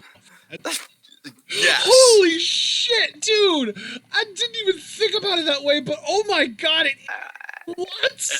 It 100% is cursed, without question. Oh my god, they finally reignite their bullshit and this happened? Yeah. Christ. How is that even a thing? My god. When nature intervenes and is like, I'm over this feud, do something else, you know you are fucked. That's insane. Oh, wow. Yeah, that's crazy, Craig. I'm glad you pointed that out. I never thought of that, but yeah, that's insane. Fifth and final question from Craig. What is your dream AEW versus New Japan match? Mine is Moxley versus Okada for the AEW championship. Yeah, I was going to use Moxley for something too because he's also kind of a New Japan guy. I guess now that he's with AEW, I'll say Brody Lee versus Ishii. I like that Haas fight. Oh my goodness. I know. Yeah, that's a sexy one for sure. I'm gonna kind of stay on the same track there, but I'm gonna say Brody Lee versus Suzuki. Nice, dude. Look at you. All right. Mostly too because I love the way Suzuki interacted with Moxley and some of Moxley's like weird mannerisms that he does, and I would wonder how he would interact with Brody the same way. That's a good point, man. That's definitely a good point. It's like I'll never forget the exchange where Suzuki did a forearm to Moxley, and Moxley did like the weird shoulder wave dance that he does, and he forearmed Suzuki right back. And Suzuki tried to do it too, and then he was like, "Come on!" That's fucking legend. I love Suzuki so much. Dude, I'm telling you, when he retires, it's gonna be the saddest day in pro wrestling. I know, dude. I don't want to think about it. Let's move on. First question 3 from Ace the Skylord, just for you, John. Aside from Benoit, who was your favorite act or acts of the Ruthless Aggression era? First of all, I love your face, Ace, and it's great to see you participating in these again. It's been missed. I have to say Eddie, man. Like when Eddie really became full-blown babyface and he did his antics, like, so entertaining. So entertaining. And I would even say, like, Rey Mysterio in the early 2000s, because he was still, like, really able to move and do some insane shit. Yep. And, like, I honestly feel Before like... he roided it out. Yeah, before he roided it out. And I'm even starting to like Ray again. So, like, Ray's kind of cyclical with me. There are times I really like his work, and then times where I'm like, okay, it's a bit overpushed, calm down. When he first came in and did, like, the tag team stuff with Edge, and he was kind of in the mid-card and also being, like, the ace of the Cruiserweight division, his stuff was fire. So, like, that was another act, too, that was really good. And Ruthless Aggression era, that extends to Raw, too. So I'd have to say Kane. That was probably the time I was the biggest Kane mark. Booker T and Goldust. Looking back retroactively with how my politics turned out, I stand the Un-Americans. Fuck yeah. And Shawn Michaels. I was big into like his comeback and stuff. So Did you mention Regal yet? Well, Regal was part of the Un-American, so I guess he was part and parcel with that. But yeah, Regal in that era was great too. So yeah, I'd just say those guys, and I'm going to stop it there. And you said it was just for me, so we can move on to the next question. Second question from Ace. He was going to originally ask me what I thought Tom Brady should do, what team he should go to, but Brady landed on Tampa Bay, so he did say if he's already on a team, just tell me your thoughts on him on that team. So the question is, thoughts on Tom Brady to the Tampa Bay Buccaneers? I gotta tell you, man, I really don't know what to think, but I feel like I'm being too repetitive just saying a bunch of times because it also kind of like but I have this weird feeling that it's not going to work in year one. I have this weird feeling that everyone is just going to look at this offense on paper and be like, oh my God, Tom Brady, Mike Evans, Chris Godwin, OJ Howard, this team is so loaded. They're going to be one of the best offenses in the league. They're just going to kill everybody. They're going to be in the playoffs. And then week one's going to come around and they'll put up like 17 points, but it'll be against a good team and the other team will only score like 14 points. And Tom Brady will win his first game as a Buck and everyone will be like, oh man, it's really happening. But then the next week they'll only put up like 16 points, but then the other team will put up like 21 and it'll be like, oh, tough loss, but we got to hit the road. We got to think about the next team. And this kind of shit will just keep happening where they just don't score that many points. And by the end of the season, they'll be like the 18th ranked offense. And people will be like, what the fuck happened? Tom Brady was supposed to solve this shit. What's going on here? And then people will remember, oh, wait a minute. Jameis Winston was way better than this in 2019. Maybe they made a mistake letting him go. And B, people will write Tom Brady off, but then he'll come back and actually make them an amazing offense in 2021 because they'll kind of tailor the offense more around Brady's skill set then than they would this year. And like, I just have this weird feeling that the 2020 Bucks are going to be overrated by people and end up underperforming. So thoughts on Brady to Tampa Bay? I don't love it, actually. I think Tampa would have been better off sticking with Jameis because Jameis is like really fucking good at the thing that Bruce Arians wants his quarterbacks to do the most. And a 30 interception season isn't something that you should expect to repeat itself. Actually, I want to look at something real quick. What was his touchdown rate this year? It was 5.3, so that's pretty normal to be expected. So yeah. But yeah, I would say you could expect his touchdown rate to stay around the same and his interception rate to go down and regress. But yeah, Tom, I don't know. I just feel like it's there's going to be buyer's remorse after year one, and then it's going to get turned around in year two. That's my guess. Third and final question from Ace: what's the best Rocket League match you've had so far? 23-0, baby. Oh yeah, that was, so good. All right, next question. When I was doing my Foster was like, "Is Tom Brady mentally attacking Ashton?" Oh, Foster. Next up, we've got 4, and we're just gonna let him do it, and we'll talk to him later. If he wants to just like remove $1 from what he has saved up in his TWitWoW reserves, we can do that. But Javaris has been such a consistent patron for this podcast that we'll let him get away with asking an extra question this month. Okay. So it's fine. First question: you guys really mind telling me why the fuck all these idiots are still going on spring break? I'm guessing nihilism has seized us all, and they're just like, I don't think it's nihilism as much as it's just ignorance. It's just like, I'm young. I'm not gonna get killed by even if I do get sick. Give me a week of fun and then a couple weeks in bed. I'll be sick and then I'll be fine. It's fine. I'm fine. It's all good. I've been sick before. I'll get sick again. Let's do this, baby. Spring break. This only's gonna happen one time ever. Woo! I love that you had the voice on like he was just ready to hump that keg, bro. Like he was ready to fucking I feel like towards the end there, I started slurring my words a little bit, and I started sounding like that guy who was on that beach whose girlfriend almost got lightning. Have you seen this Australian dude? Have you seen this video? No, that sounds... Oh my god, yeah, dude, he was on this beach and he was walking towards it, but his girlfriend was like 25 feet ahead of him, and she was walking towards the water, and fucking lightning struck right near her, and he started running away. He was like, oh my god, baby, you almost got struck by lightning. I almost hit you, babe. Oh man, no, I was more kidding about the nihilism, but yeah, I do agree with you about the ignorance. And like, dude, that voice you had, I'm sorry, you would have had me dying if you like brought in some random. I'm sorry, I thought this was America. No coronavirus is gonna stop me. Let's fight about it. I hope that the first and only the first episode of South Park season 24 addresses Corona. Yes, dude, they're gonna have so much material if we make it out of this on the other side. Holy fuck. Episode 2. We're talking about episodes now. Question 2 from Javaris. Follow up to the first. If those idiots are the future leaders of the U.S., how fucked are we? First of all, I mean, those idiots better fucking not be the future leader. And the only reason I'm saying better not and aren't, or the only reason I'm saying better not instead of aren't, is because look who our current leader is. But in an ideal world, those fucking idiots aren't the future leaders of the U.S., so we don't have to worry about them. Yeah.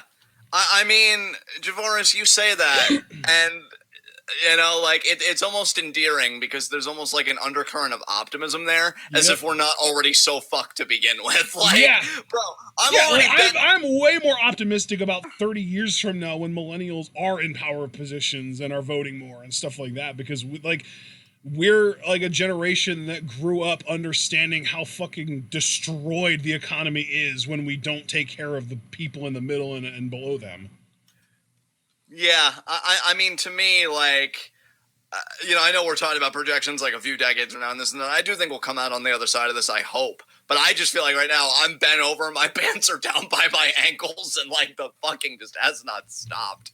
So I'll let you know when it slows down. But yeah, I really don't see how it could get much worse unless these countries got the idea in their head, you know what, we're already pretty boned anyway, why not just deploy those nukes, huh? And then I'm just like, well, they found a way. Bless their hearts, they found a fucking way. But yeah, so we'll see what happens. But next question from Javaris. Third question from Javaris. Why are people getting behind Joe Biden over Bernie when we all know if Biden wins, the orange fuck is getting reelected? You know what? My personal honest opinion, it's because the U.S. mass media and just, again, like the mechanisms in place for capitalism preserve itself have done such a great job smearing Bernie when really at the core Bernie isn't even anti-capitalist. Again, he's just an FDR-style capitalist, which is how the campaign should have posited from the beginning. There has been, I don't know if there's ever been... Bernie Sanders' worst enemy is the Bernie Sanders campaign because they are not approaching it in the right way. Like they're so focused on the internet, which is cool, but like your fans are already on the internet. You're not going to win them over. You've already won them over. You need to win people over on TV and on the radio and the people that don't care about the internet. Those are the people that you need to win over. Stop focusing so much on the goddamn internet. Stop posting on Reddit. Stop putting YouTube videos up and go on a fucking news channel for fuck's sakes. Yeah. And especially too, I was going to say, I don't know if there's ever been a more successful smear campaign, like ideologically speaking, well, Hillary, than against social. Well, Hillary, right? But I was going to say against. You're talking about a socialism. Policy, though. I was more talking about individual, but yeah, you're right. Yeah, but like they have complete. No, what were you going to say? I feel like you. I was just going to bring up like I actually talked about this in the Discord the other day. After FDR died in the 1940s, in like 45, the right wing and Congress and the media all ganged up to just blast people's faces with anti-communist, anti-socialist, and anti-union propaganda. And that shit has lasted, the 80 years almost since. And it still pervades to this day. And it's gotten to the point that people, A, don't know the difference between communism and socialism, and B, think that they're both just abhorrently bad things. Yeah. Like, it has been such a coordinated campaign spanning decades, and it's just so deeply entrenched, again, in our psychological ways of living. Like, that's what's going against Bernie, is because he hitched his wagon, not necessarily even to that label, but, again, there's no critical thinking with mass culture and this and that. It's, socialism, kill it! And like, it's a knee-jerk reaction. Like, on a more serious level, it's like a visceral reaction to even hearing the word. And, like, I should have seen it coming. I really should have seen it coming, because the moment, like, he hitches wagon to that, even though, again, it's a difference. It's democratic socialism, which, again, really you would have just been better saying, like, more robust welfare capitalism. It was dead in the water. Because and that's why I say, because when Pete Buttigieg, which is hilarious because he is a gay man, said we don't need the revolutionary politics of the 60s and 70s, revolutionary politics that you benefited from, by the way. Like revolutionary politics that the goal was, fucking Martin Luther King, judge people not by the judge people color and their character, not by the color of their skin. And also, like, there was a lot of, anti-segregation and, stop demonizing gay people, and like, it really was like the beginning of the social justice revolution in a sense. Yeah. And like, I look at it, what was I? Oh yeah. And I say to myself, like, if Buttigieg and these other people like Pelosi and others would meet actual leftists, they'd shit fucking bricks, because it would horrify them. And I think they know it. Like, what we're seeing now with Trump wanting to open up the economy before Easter, the Dow plummeting, this socialist rhetoric, they are scared of a mass leftist movement in this country. And honestly, and this is probably the most cynical I've sounded all commentary, they may even be more scared than they have any right to be. Because, like, but it does show, though, to me that the fear is there. Because it's like, what would happen if people really did start to question, what if we went with Bernie? And then the even bigger question, what if we went beyond Bernie? Yeah. Like, you know?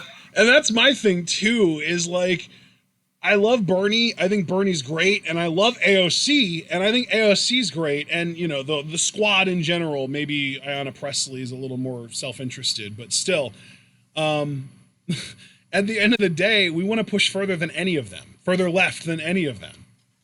Yeah, absolutely, and I think that horrifies the political class, because they like capitalism. Capitalism works for them.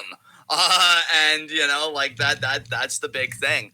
Again, I don't even think welfare capitalism is good enough, because of, thinking about other countries and the prices they would still have to pay to keep that standard of living going. But I think it's more concerning, and I said this to Ashton in one conversation, I think it's more concerning that they even feel the need to politically assassinate a campaign like Bernie's, because it shows that, like, the 1% of the 1%, like the real ruling class of this current epoch of capitalism, even see welfare capitalism as a threat. Like, how bad does it have to be when just a lighter shade of capitalism is still unpalatable to you and repugnant to you? That's horrifying to me. So, yeah, I just feel like his campaign was dead in the water when they hitched their wagon to that term. And, yeah, I just, it's sad, man. It's sad. Next question. Next God damn it, Mark. Next, fourth and final question from Javaris is actually just for me. Why the fuck did the Texans trade their best receiver to Arizona for peanuts? And should Deshaun Watson ask for a trade?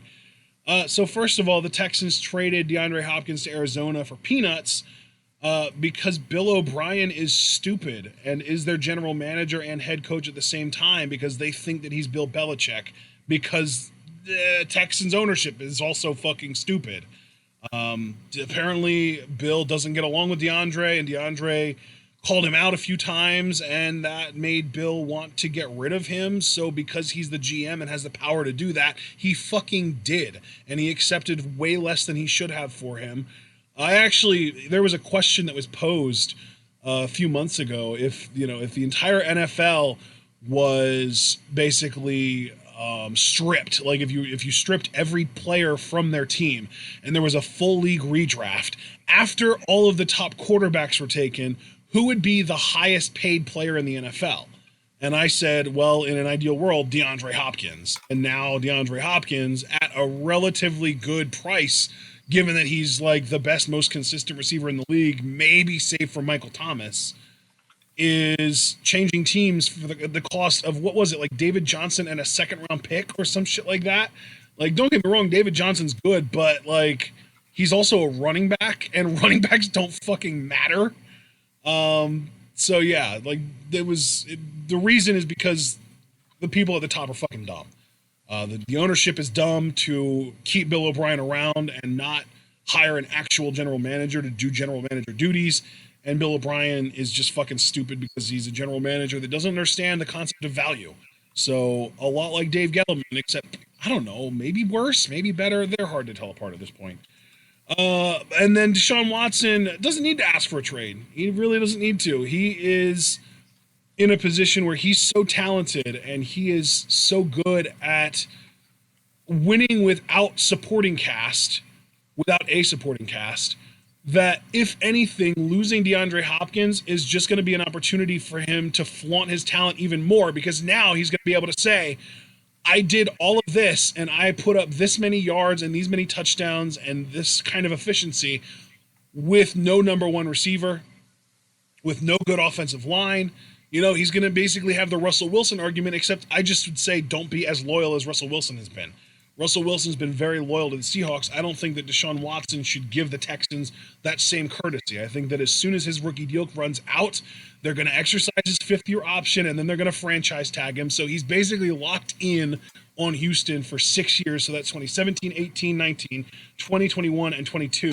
But then 2023, when free agency hits, after he's done making all of his money from Houston and just trying his best not to die in the meantime, yeah, he should fucking leave, and he should take top dollar from a team that might actually support him. So that would be my answer to that. Next set of questions, though, John, from Mark Schoeneman. First one is just for you. As a former Benoit fan, have you watched the Benoit documentary, and what are your thoughts on it, if so? Oh, boy, here we go. Yeah, I watched all of it. From a production standpoint, I thought Vice did an amazing job. I must have cried, if we're looking at the whole thing, I must have cried 5 times, like, watching it. Very intense. Was one of those times when Chavo, like, consoled Daniel? Or David? I believe so, yeah. I believe so. That might have been the only time I did cry in part 2, honestly. Part 1, though, what broke me the most was the wedding photos of Chris and Nancy. That destroyed me. I thought it was a very tasteful documentary, very even-handed. I thought the ending of it all was beautiful, reconciling Sandra with David. I think, how can I put this? I cried more for Nancy than I did for Chris. She seemed like a really beautiful woman. The idea that she helped Vicky after Eddie died and helped her with her girls, Shaw and Cheryl and all them, that was really heartening to see. It was a really beautiful thing to see. And it just really sucks what happened to her and Daniel, and that's really putting it mildly, obviously. I think, if I'm really being honest about the whole experience, I'm glad I watched it. I feel like I almost had to watch it because, you know, I am through it all still a Benoit fan. I mean, again, I even got done just rewatching the old matches and stuff. I could never lie about the impact he had on me in my childhood, because I think lying about that, an impact that is carried over to this day, would be lying about who I am.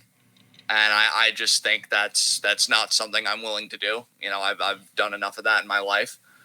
I eagerly await the day that we can have like the conversation about Benoit, because I knew this question was coming, and you know, I've ranted about it to, you know, I know Ashton, you and I had a bit of a lengthy conversation about it. I've talked about it with James, with James and my friend Angel and Alex, known as not Foster but just Alex on YouTube. And I've wondered like how I've wanted to approach it. I would really like if we were able to have a robust conversation about Chris, not just from the standpoint of neuroscience and CTE, because I do think CTE needs to be talked more about. I think we're still learning about it. I think brain science is the future, on the scientific level. I really wish we were funding more medical stuff and more scientific stuff, because God knows, I mean, how much sleeker and how much more efficient can your tanks and bombs really get, right?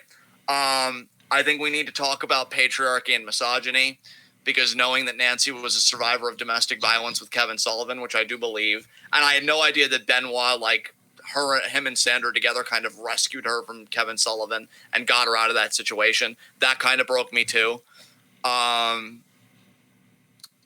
Again, knowing the CT, I believe really fundamentally changed Chris. I think it was a cocktail of that, depression, and I would say like misogyny and patriarchy. You know, there's a feminist philosopher, and this is probably the most I'll talk about philosophy, because, you know, I usually just like to brush past it. But her name's Kate Mann. She wrote a book recently too, called Down Girl: The Logic of Misogyny, which I read. And it surprised me that she mentioned Benoit in there, because she talked about this phenomenon known as family annihilators. And it's when these powerful men, like these heads of household that have like all this responsibility, when they lose everything, like say they get fired from a job or they go broke or whatever, you know, they feel like they're a failure. I've let my family down. I can't face them, blah, blah, blah. And they end up killing their families and themselves. She said this about Chris, and I do think there's some truth to that. I think Chris knew he was getting older. You know, Nancy had already planned ahead, and she thought, oh, a wrestling school. But I also think Chris knew that something was wrong, because one thing that stood out to me about the documentary was when he reached out to Chris Nowinski and said, like, oh, I heard you're writing a book. Because I actually forgot about this part. I had heard about it originally. It was hard to keep up with all the news because, like, that's all the media talked about around the clock. But, I heard you're writing a book. Oh, I've had so many concussions. But it's really telling to me that he could talk to Nowinski, who was a complete stranger, and not talk to anybody and, like, really get some help. And see, that's like my most controversial opinion. It's the same way when we talk about like sexual predators and stuff like that. We use very basic and like moral language, like, oh, they're monsters and oh, they're evil, but that doesn't help anybody. No, yeah. And see, like, this is going to be my controversial standpoint. And I want to say in a commenter, I don't want to let my emotions get the better of me, because I know that it could come from a place, maybe I'm protecting Chris, which let me just say too, I no longer think Chris should be in the Hall of Fame. I grew out of that. In fact, while we were doing this, that Hall of Fame video I did years ago on my channel, I deleted it. I don't even want to like be associated with it anymore. I've outgrown those views. But I don't think Nancy should be in the Hall of Fame either, and only because I think the Hall of Fame is worthless. I think Nancy deserves more than a Hall of Fame. I think the type of woman she was, helping other women with domestic violence, that's what we need. If you want to honor Nancy, I don't even know what I should call, I guess Nancy Benoit, that is how she died. If you want to honor Nancy Benoit, we need to do better by women. Because here's the reality of it.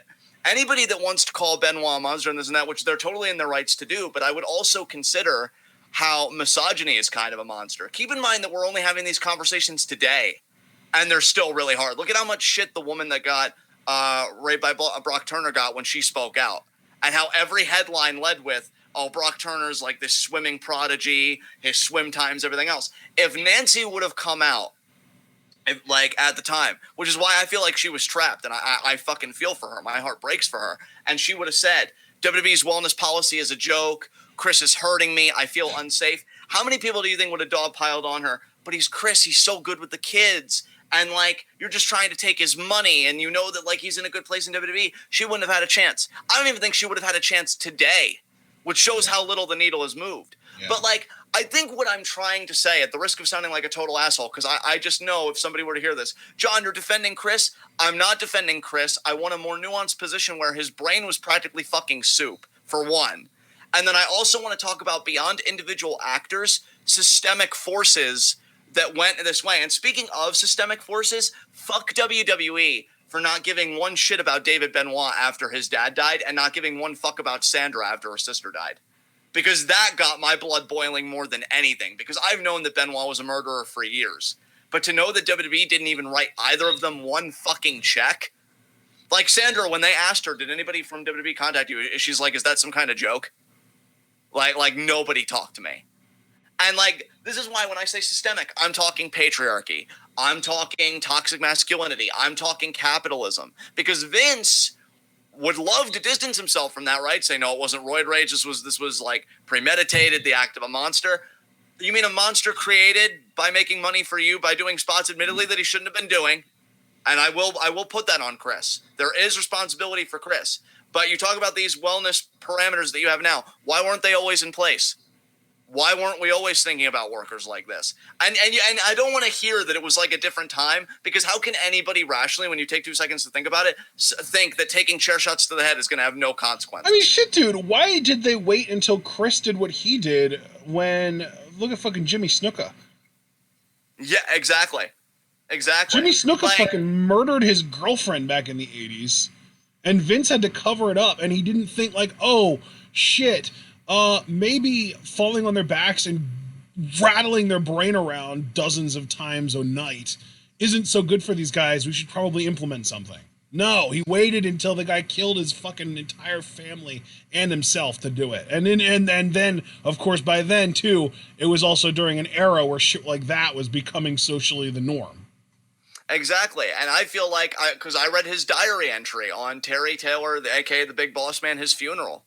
And he said, like, I hate how I put walls up and don't let anybody know what's bothering me, and like everyone seems oblivious. Terry Taylor was the Red Rooster, wasn't he? Oh, excuse me, something Taylor last. Let me look it up, because I don't want to be disrespectful. Hold on a second. It's rare that Ray Traylor. Yeah. Ray Traylor. It's Traylor. Ray Traylor. Excuse me. Ray Traylor. His funeral, and Chris said.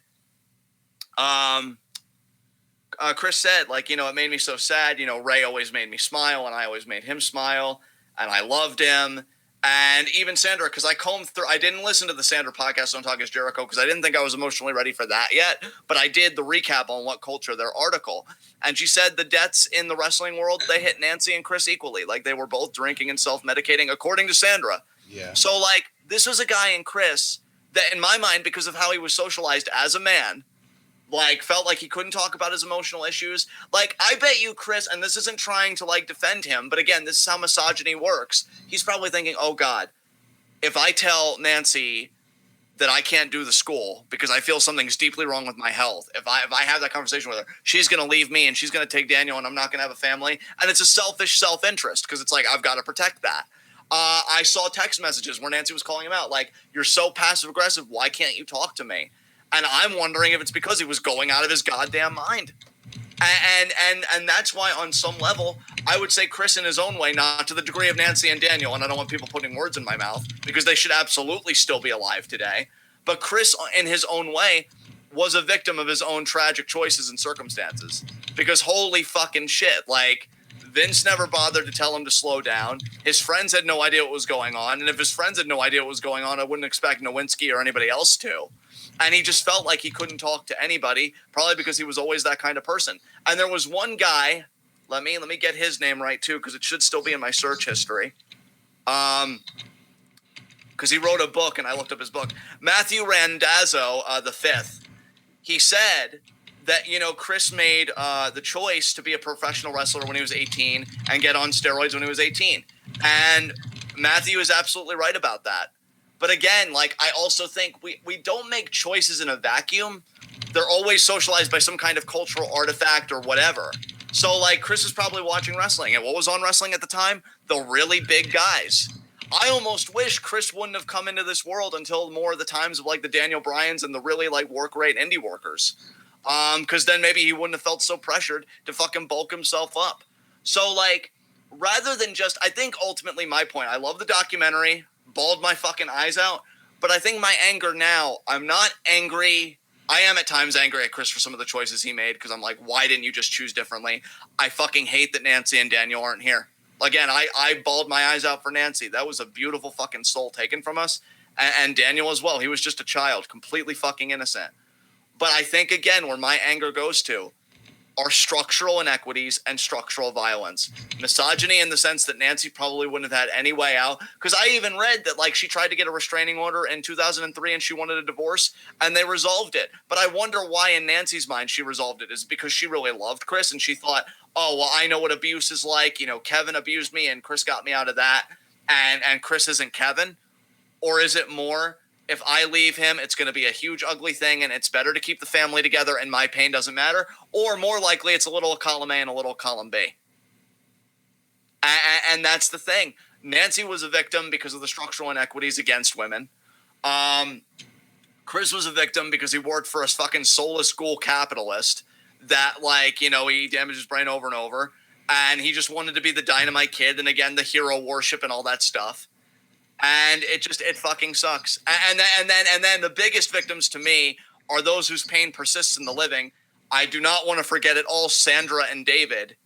Fuck you again, WWE, for not like a royalty for the network. Well, because he was erased from the network, but he's still like on the network. You just can't find anything if you search his tag.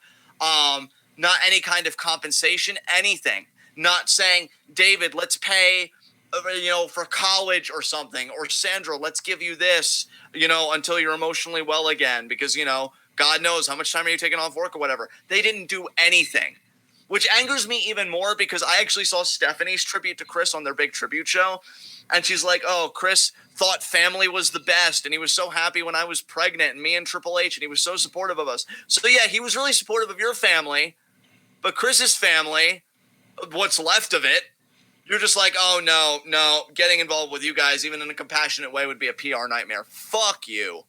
Fuck the WWE. I got so pissed hearing that, man, because whatever you want to say about Chris is fine. I'm not a little kid anymore. I'm not going to go after people that are like, Benoit is a monster. If you like him, you're a monster too, because you know what? Like, fine. I'll take it.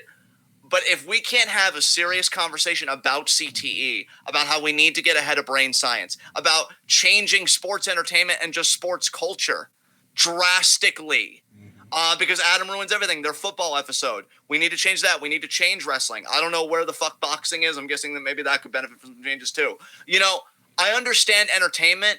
Entertainment shouldn't be worth a human fucking life. I would take back every Benoit match, every Benoit headbutt if it meant he still had a family today. We need a more humanitarian framework. We need to combat patriarchy again so that women like Nancy never happen again. And I want you to think about, for all you people talking about Benoit being a monster, which is, again, valid, have at it. I also want people to think about the monsters that are still out there that women are probably cooped up with right now in this quarantine. What are we doing? What are we doing to help women that are being victimized today? What are we doing to help athletes and those with brain damage today? What are we doing to combat corporations today? Because until we focus on the structural and the systemic, these individual actors, these monsters, are going to keep getting produced.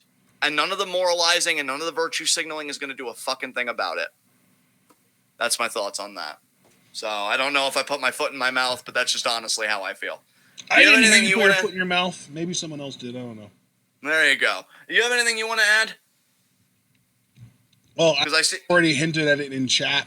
Fuck. Okay. For only now deciding to give Sandra a platform when he's known her for how many years now? Yeah, that's a fair point. That is a fair point. But yeah, those capitalist ass fucking buzzard piece of shit. Oh man. All right. Is the next question less depressing? With everyone hoarding stuff from the grocery store, if you were to do so, what would you hoard? I mean, I'll take the no. Honestly, if my teeth could handle it, Sour Patch Kids, but even knowing that like they can't, And really, I shouldn't say teeth, just more the mouth. Gummy bears. Like, if we're just going to die anyway, I would love to just hoard gummy bears and just shove a whole handful in my mouth. Yeah. Fucking gummy bears. What about you? What would you hoard? Lindor truffles. Nice. Yeah, because they're a delicious snack on their own, and you can make fudge with them. That's delicious. All right. Next question. Third question from Mark is just for me. How would you solve Abel and my fantasy hockey dilemma should the season get canceled? And he actually has the situation in the Discord, so let me pull it up. A. Award the championship to the team at the top of the standings, not including the results of the 3-day matchup the season was ultimately canceled during. Basically, first place after week 21. B. Count the final 3-day matchup and award the championship to the team at the top of the standings, first place after week 22 for full regular season. Or C, not award a championship at all, even though we got to week 22. So, Mark, I know you're in chat. Can you just fill me in? And I'll be looking this up in the meantime, just in case you don't answer me in time. How many games are in the NHL season? 82. All right. There are apparently 82 games in the NHL season.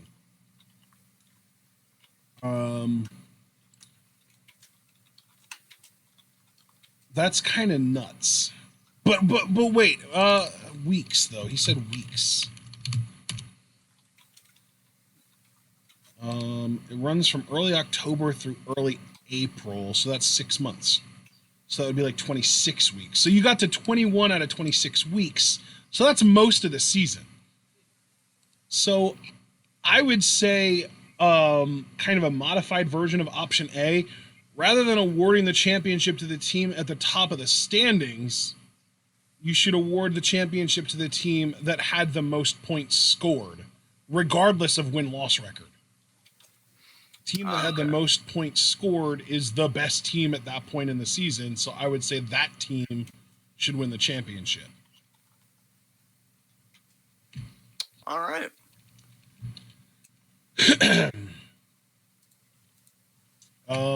Let's see. Fourth and not final, but fourth question for both of us. If the G1 doesn't happen, how should they determine Naito's Wrestle Kingdom challenger, assuming Wrestle Kingdom is still on? I'm sorry, Ashton. Can you say that again? If the G1 climax doesn't happen this year, how should New Japan determine Naito's Wrestle Kingdom a challenger, assuming Wrestle Kingdom does still happen? Ooh, that's a good question. How do you solve something like that? I don't know. Because it's a shame that the New Japan Cup got canceled rather than postponed, because I would just say maybe just do the New Japan Cup except for Wrestle Kingdom this year. But then, obviously that's out. Maybe, would it even be feasible? Like, depending where New Japan, ends up when they get back to running shows, which, let's just say for all intents and purposes, let's just say they get shows back, I don't know, June maybe or something. Could we maybe do, whoever has the best win-loss records, the two best win-loss records, they go head-to-head, winner goes to Wrestle Kingdom? Or would that get too complicated? I don't know. Well, no, because then you got fucking, then you got guys that are mostly spending time in the mid-card and undercard. For example, Tama Tonga would probably have a really good win-loss record, Right, yeah. I don't know, man. I feel like you're better at this stuff than me. Do you have a solution to dude, this? If they're back in June, they can just do the G1 when they normally would, because that's true. Postponed. Yeah. I mean, dude, the Olympics got postponed. Everything got fucked with this. I like Foster's idea, though. No tournaments. Just give it to Ishii just because. See that? There's a guy. There's our fucking guy right there. Hell yeah. Hell yeah. I actually do like the idea, though, of just doing the New Japan Cup, but the winner gets the title shot at Wrestle Kingdom. Yeah. Yeah. Seems like a lot simpler, keep it simple. And because that New Japan Cup that we saw was stacked, dude. Yeah. Yeah. I'd be cool with that. I'm cool with your face. I'm also cool knowing what the next question is. So what do we got? The next question, the fifth and final question from Mark, is just for me. But you can answer it as well if you would like to. He just doesn't know how much of a Harry Potter fan you are. Although we all know that you have watched all the movies. Which two characters from the Harry Potter movies that survived would you have preferred to die? And which two characters that died would you have preferred to survive? And why? Yeah, it's going to be all you, fam. Have fun with it. Okay. Oh, that's funny. Well, now I got to do some Googling. Because I don't necessarily know who all lived and died. Actually, I will say, both Dumbledore and Snape should have lived. Both of those guys died. Both of them should have lived. I think that Dumbledore should have had some kind of out, like some kind of, oh no, Snape killed me, but not really, kind of thing. Like that would have been like the one character I think people would have accepted that for. Right. And Lucius Malfoy survived. He definitely should have died. Fuck that dude. I don't know how the hell he survived. And honestly, low-key, Harry should have died in the end. Like, that was the only choice. If I was to participate, I was gonna like kind of as a joke, but be like, how bold would it have been if Harry croaked? well, no, but like that's the thing though, is that like Harry, he's the hero. He can be a tragic hero. He actually did die, but then it turns out, oh wait a minute, you're not actually dead. Just the Horcrux version of you is dead, and now you get to come back to like, no, you're a Horcrux, and someone killed you. Therefore, Voldemort is now vulnerable Mort, and now Neville Longbottom, who was also a potential chosen one, can be the one to kill him, and the full story comes full circle. Fuck it, Harry dies. Nice. But all right, I'm gonna change my mind on one thing. Because I have Harry dying, I'm also gonna let Snape stay dead. But we're keeping Dumbledore, and we're gonna revive Sirius Black. Sirius Black doesn't die. Excellent. All right. So now moving on. We got two questions from Paul P.W. Gregory. And his first question is, are apostrophes really that necessary? I don't know, Paul, is your face necessary? I'm sorry, that was unnecessarily confrontational with a really innocuous bro, question. That's the exact response that I felt internally when I saw that question. Yeah, I would say they are. I feel like language would get really messy really fast without them. No. See, and I have the exact opposite response. My response is, no, they're not necessary, but is anything in language really, like, are contractions even necessary? No, I can say cannot and will not and do not. I don't have to say, can't and won't and don't all the time. I can speak without contractions. They're not necessary. But then again, like, are abbreviations necessary? No. Are fucking contractions, I already said contractions, are, portmanteaus really necessary? No, none of these are necessary, but language is fun, and let us do with it what we want, goddammit. There you go. Yeah. I was about to say we stan apostrophes in this household, but no, we just stan linguistic freedom. You do what you want with language. It's a malleable thing. And then I think that what he was actually getting at is, like, if you do use, like, contractions and stuff, should you need to use an apostrophe? Like, if you type the word don't, do you really need that apostrophe in between the N and the T? In which case, like, I think it depends. Like, for it's, yes, because that has different meanings depending on whether there's an apostrophe there or not. Like, for some words, I think it is necessary in that sense, but for some other words, like with don't and won't and stuff like that, like, maybe not. Yeah, I'm kind of weird on this because I guess aesthetically, like, we've gotten so used to apostrophes, it would just look weird without them. But I guess you don't really need them, like, on a mechanical level. Like, it's still like, pretty much functions from an objective perspective, probably not necessary, but that's not a fucking free pass for you to go around typing don't without apostrophes in the Discord, because it will piss me off. Right, yeah, there you go. Second question from Paul, what about the Oxford comma? I don't even have. I mean, we already know that the Oxford comma isn't necessary, but at the same time, like, there are instances where it is necessary. Yeah. So, sometimes, yes, it is necessary. There we go. All right, next question. Yeah, first of 5 questions from Iconic. First up, strategic or creative? Which one is better to be good at? I think being creative. I don't know. I'd say creative. Although I do think sometimes to make your creativity achieve its full potential, you need a strategic brain about it. And I speak from very recent experience. But I'd still on the whole say being better at being creative. I don't know. Maybe that's just me. So how do you feel about it? Fuck, this is difficult. I think it also depends. Like in current day society, I would say strategic, but in a utopia, in an ideal world, I would say creative. You know, because like Yeah.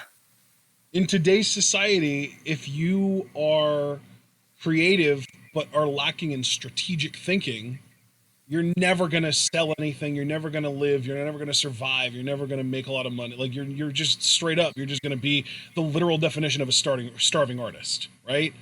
Right.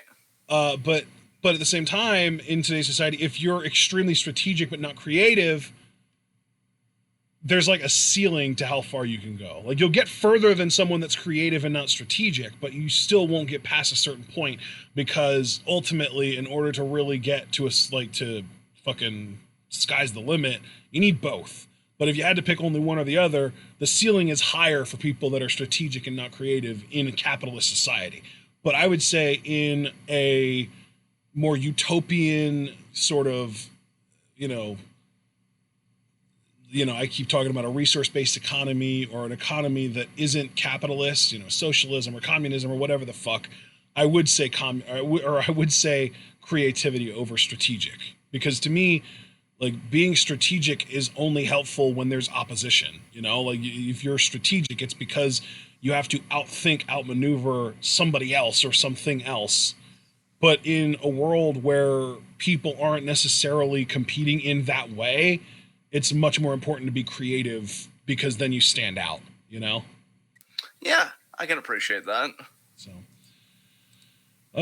next question from Iconic. Question number 2, a world without video games or a world without wrestling? Which is the darkest timeline? Ooh. I mean, so much of what we do revolves around wrestling. So, I mean, the obvious answer seems to be that. No, see, to me, the world without wrestling is much less dark than a world without video games, because to me, a world without wrestling is a world without one more medium by which people literally destroy their fucking bodies for others' entertainment. I was even going to, I was going to get around to that and even say that, like, the video games, in my chill time, I'm much more likely to game than put on an old wrestling match anyway. So on every metric, I would just say, world without video games is a darker timeline. Foster's like, I refuse to live in either world and you can't make me.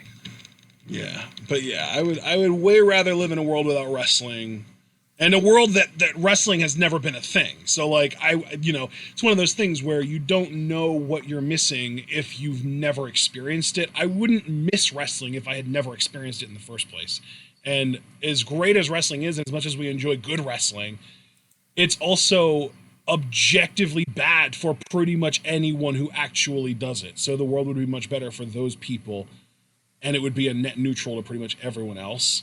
Whereas video games don't really cause any harm aside from the people that just don't have impulse control and can't stop playing them and end up like dying because they forget to eat or some shit. But that's a them problem. That's like an individual problem that they were gonna find a way to do that shit on like binge watching a show. Like that's not a video games problem. You know what I mean? Absolutely. So I agree. A world without wrestling, I could live with. A world without video games, I mean, I could live with that too. But I think that a world without wrestling is actually like a net positive, whereas a world without video games is more of a net neutral. Yeah, I agree completely. Third question from Iconic: how will Undisputed Era disband? I'm guessing Roddy will get sick of Adam Cole's crap, and Roddy will be the one to initiate the leave. Since he was the last one to join, he'll be the last one to enter, the first one to leave, kind of thing. I've always seen the implosion being a Adam Cole Roderick Strong feud. So that's just kind low of how key. I see it. think it'll be. I don't think that they will split like storyline wise, I think that the split will happen. God, what's the word that I want to use here? It'll be forced upon them. Like, I think what'll basically happen is O'Reilly and Fish will end up floundering in NXT by themselves, while Adam gets drafted to one brand and Roderick gets drafted to the other. Yeah, that seems about right. So, I just think, Adam and Roderick, for different reasons, obviously, are going to be called up to main roster brands rather than the whole faction being called up as a unit, and that'll just kind of break them up amicably, Yeah, I could see that. Fourth question from Iconic. Is it okay to bleach my eyes out if Charlotte beats Rhea at WrestleMania? No. No, don't do that. Your eyes are valuable, but I don't blame your rage. Yeah, you can cry if you want, and you can complain online, and that's what I'm sure all of us will do. But no self-harm.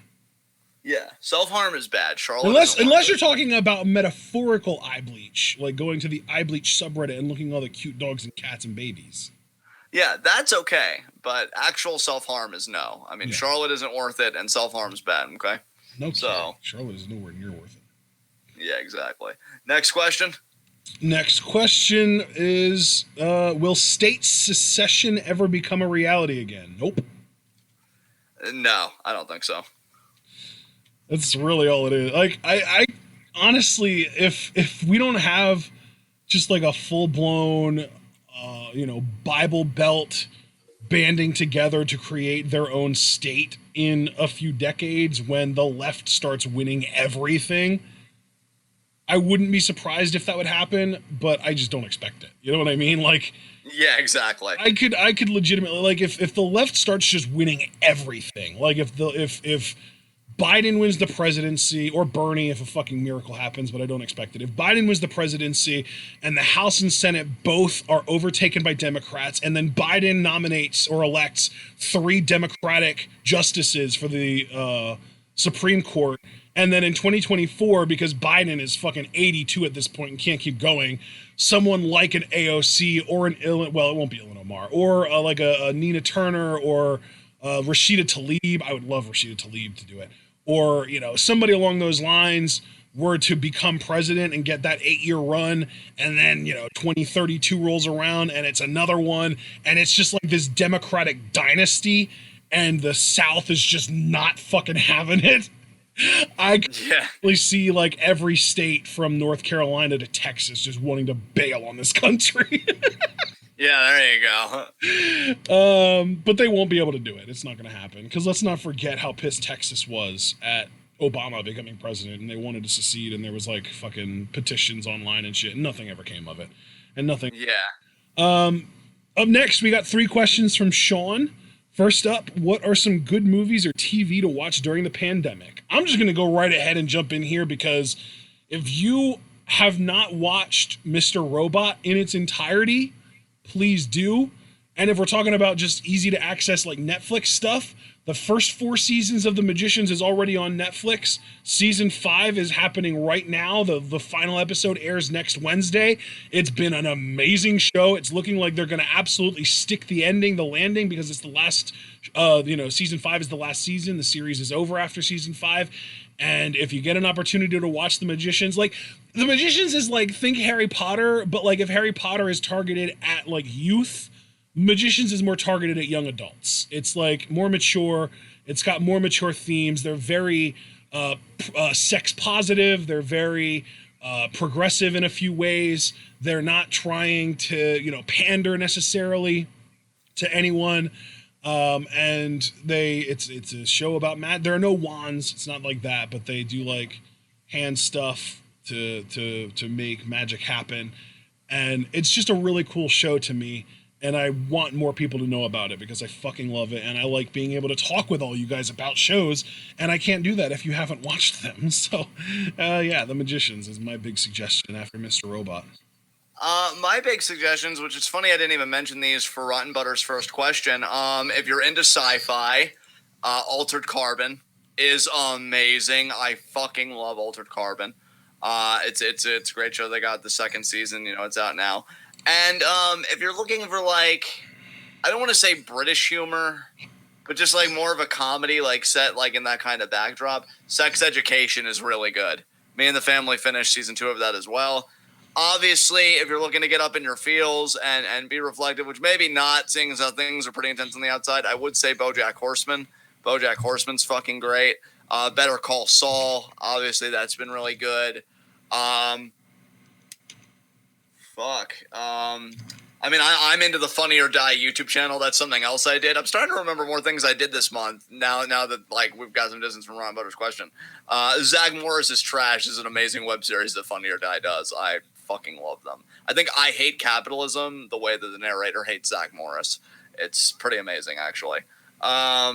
Yeah, just speaking of hating capitalism, if you want to learn more about hating capitalism, watch some Richard Wolff lectures. Yeah. There are some really good ones on YouTube that are like 50 minutes, hour 20, hour 40, 2 hours. Like there's some good shit that you could pull up on YouTube from Richard Wolff, and that's Wolff with 2 F's. And he does some great stuff. You could also watch some Robert Reich stuff. He is like, he's basically, his goal isn't like, let's get rid of capitalism altogether. His goal is to save capitalism and basically bring it back to the thriving capitalism that we had in the 50s, 60s, and 70s. Basically as a result of FDR existing and doing his thing. And he actually has a documentary called Saving Capitalism, if I remember correctly, that should be available on Netflix, so you can check that out. Now is a good time as ever to catch up on MCU if you get the opportunity. Like, it's hell yeah. Between Disney Plus and, I don't know what else other people have access to, but you can pull up a chronological timeline of the MCU and watch it. You can watch all the movies.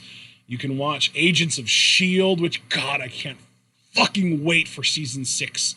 Is it season 6 or 7? Did we just watch season 6?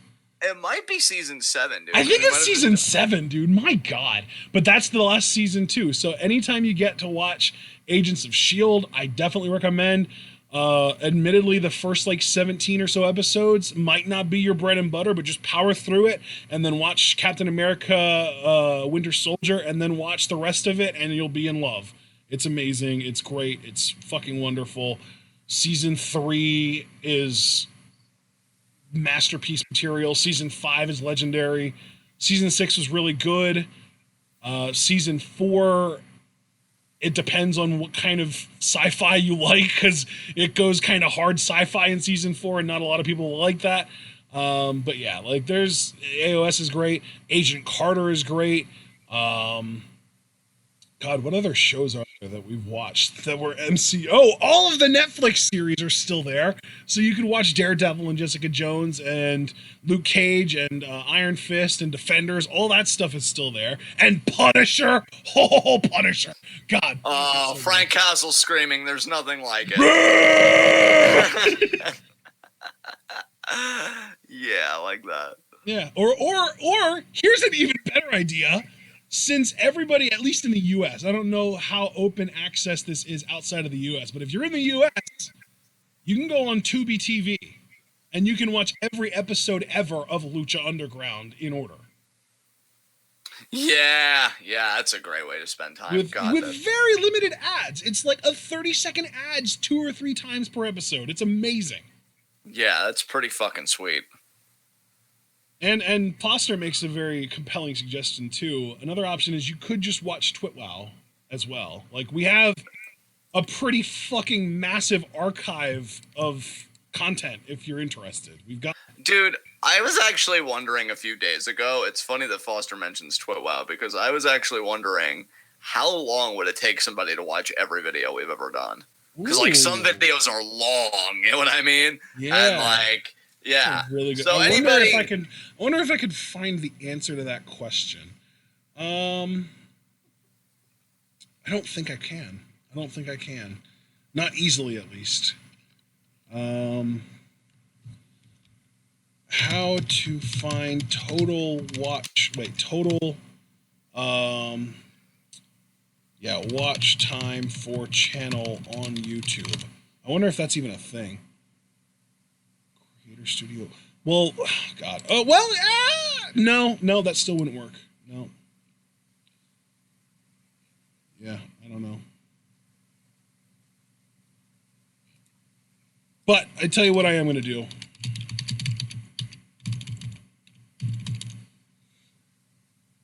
I just want to know how many videos we have. And I don't know if there's even a way to see that anymore. Fuck you, YouTube. God damn it. There's not even a way to see that anymore. So, oh, wait. Is there? Maybe? Is there?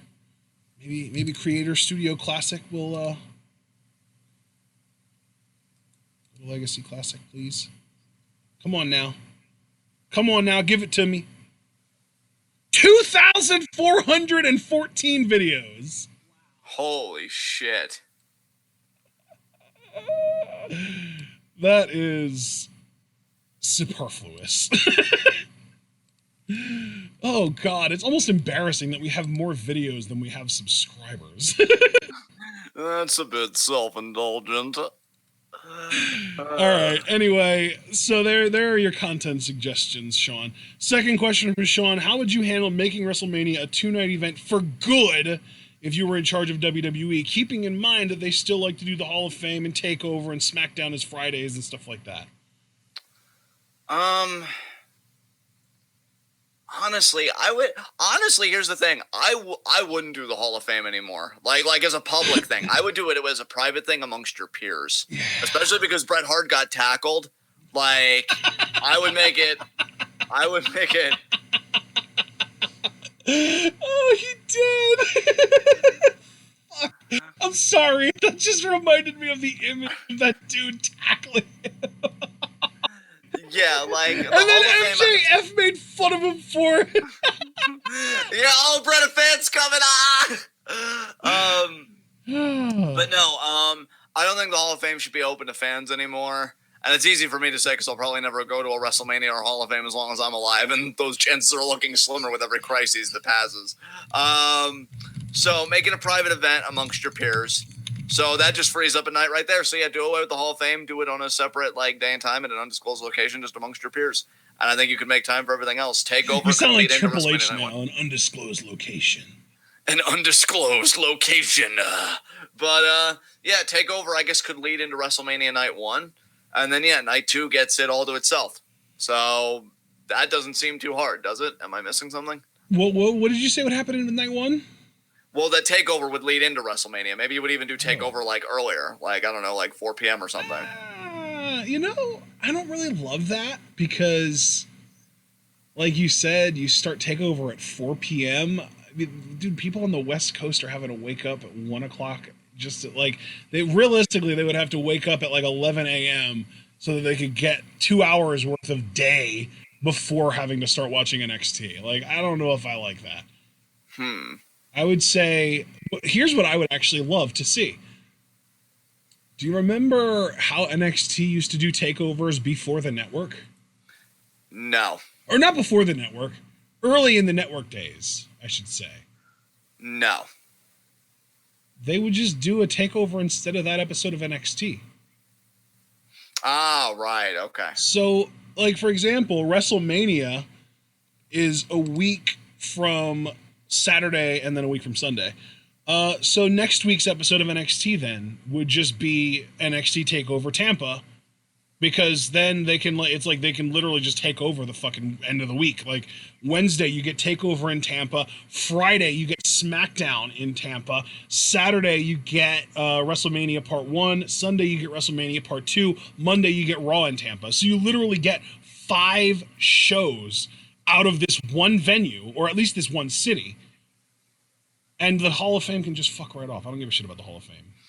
Yeah, that seems fair. Yeah, that's what you do.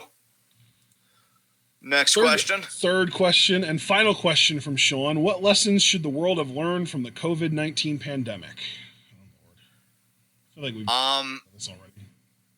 Put more into healthcare, restructure healthcare, and care more about that than your military and billionaires. Yeah, that's the thing is what lessons should the world have learned? It depends on what you mean by the world. If we're talking about individuals, I don't really know if there is a whole hell of a lot to be gleaned from COVID-19. the problem comes back to economies and governments and corporations and fucking, the fact that our healthcare is tied to our employment. It's bullshit. That literally sends the message: your health only matters if you're working, if you have a job. Exactly. I fucking hate that shit. Yeah, like healthcare should not be tied to anything other than existence. If you exist, you should be guaranteed healthcare. Period. End of story. That's it. Yeah. I would say again, and this kind of goes part and parcel with the anti-intellectualism that I wouldn't just say here. I would guess in other parts that have right-wing populism in their countries. Trust fucking experts. Don't fire your whole fucking pandemics team focusing on the U.S. But again, though, you're talking to Trump directly, I feel like. But I'm sure other I don't know. I'd be willing to bet that other countries that have right wing popular, because they probably deployed military and stuff, and I don't know how I feel about that to kind of rein people in. Yeah.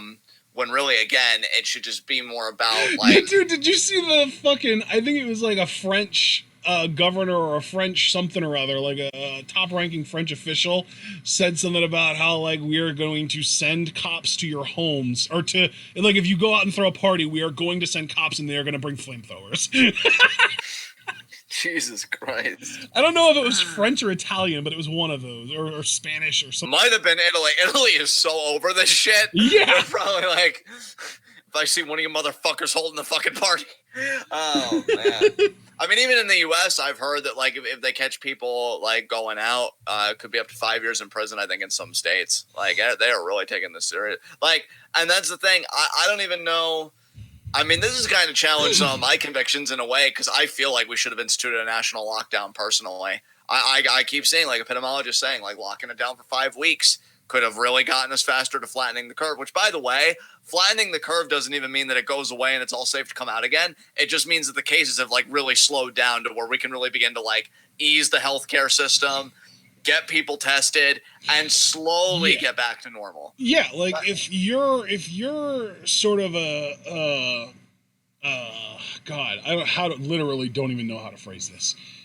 If all you're worried about is getting this whole thing blown past us as quickly as possible, and you don't care about human death, you don't want people isolated. You want everyone to get infected. You want all the people that are going to die, and you want all the people that are going to live through it to become immune to it as quickly as possible, so that we can just move past this.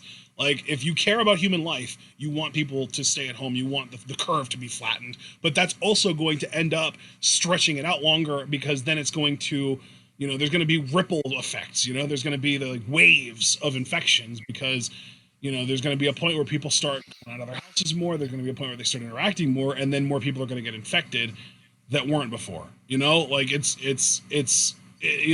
effort to save lives is a strenuous one. Yeah, absolutely.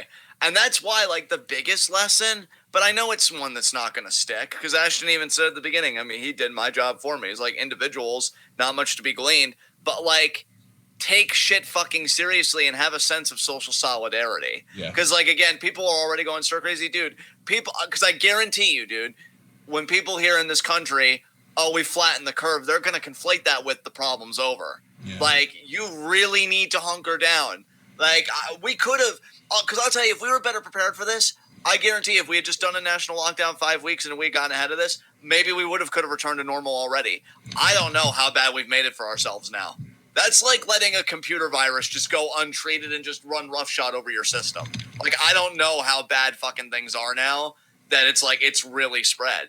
But I just don't think we have the discipline, collectively, to do what needs to be done to contain this. I mean, really, our best bet, and I hate to say this, but the way it's looking with how unrestrained people are, it's we may just have to accept the fucking deaths and then wait for the vaccine to come out in 14 months.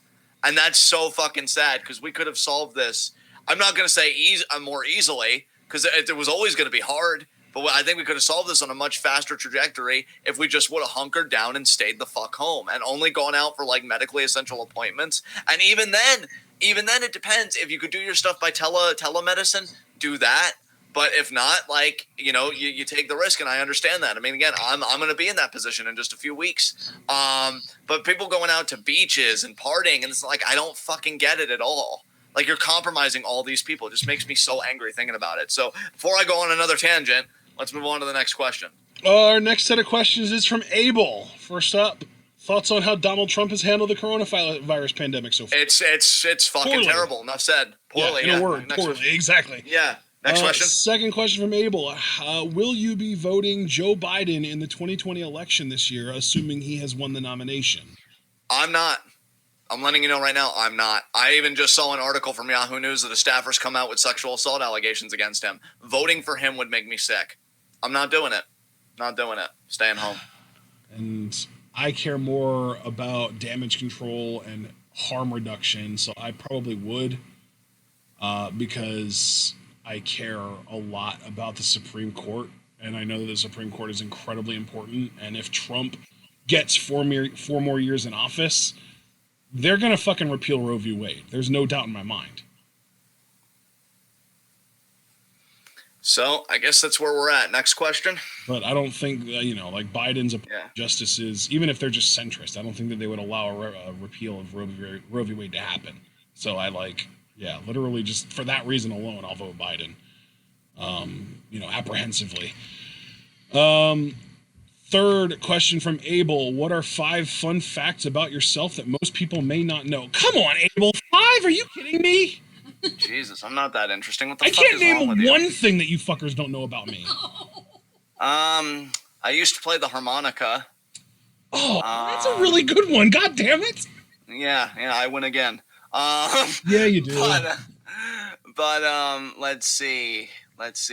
I used to beat up this stuffed Tigger I used to own. After watching DBZ, I used to practice my punches on this stuffed Tigger I used to own. So I used to train to box. What else? When I was 20 years old and I was getting back into wrestling, I had my mom sew up a crash test dummy as a wrestling toy almost. It was life-size crash test dummy basically, made out of pillows and stuffing and shit so that I could do wrestling moves to it when I was 20 years old.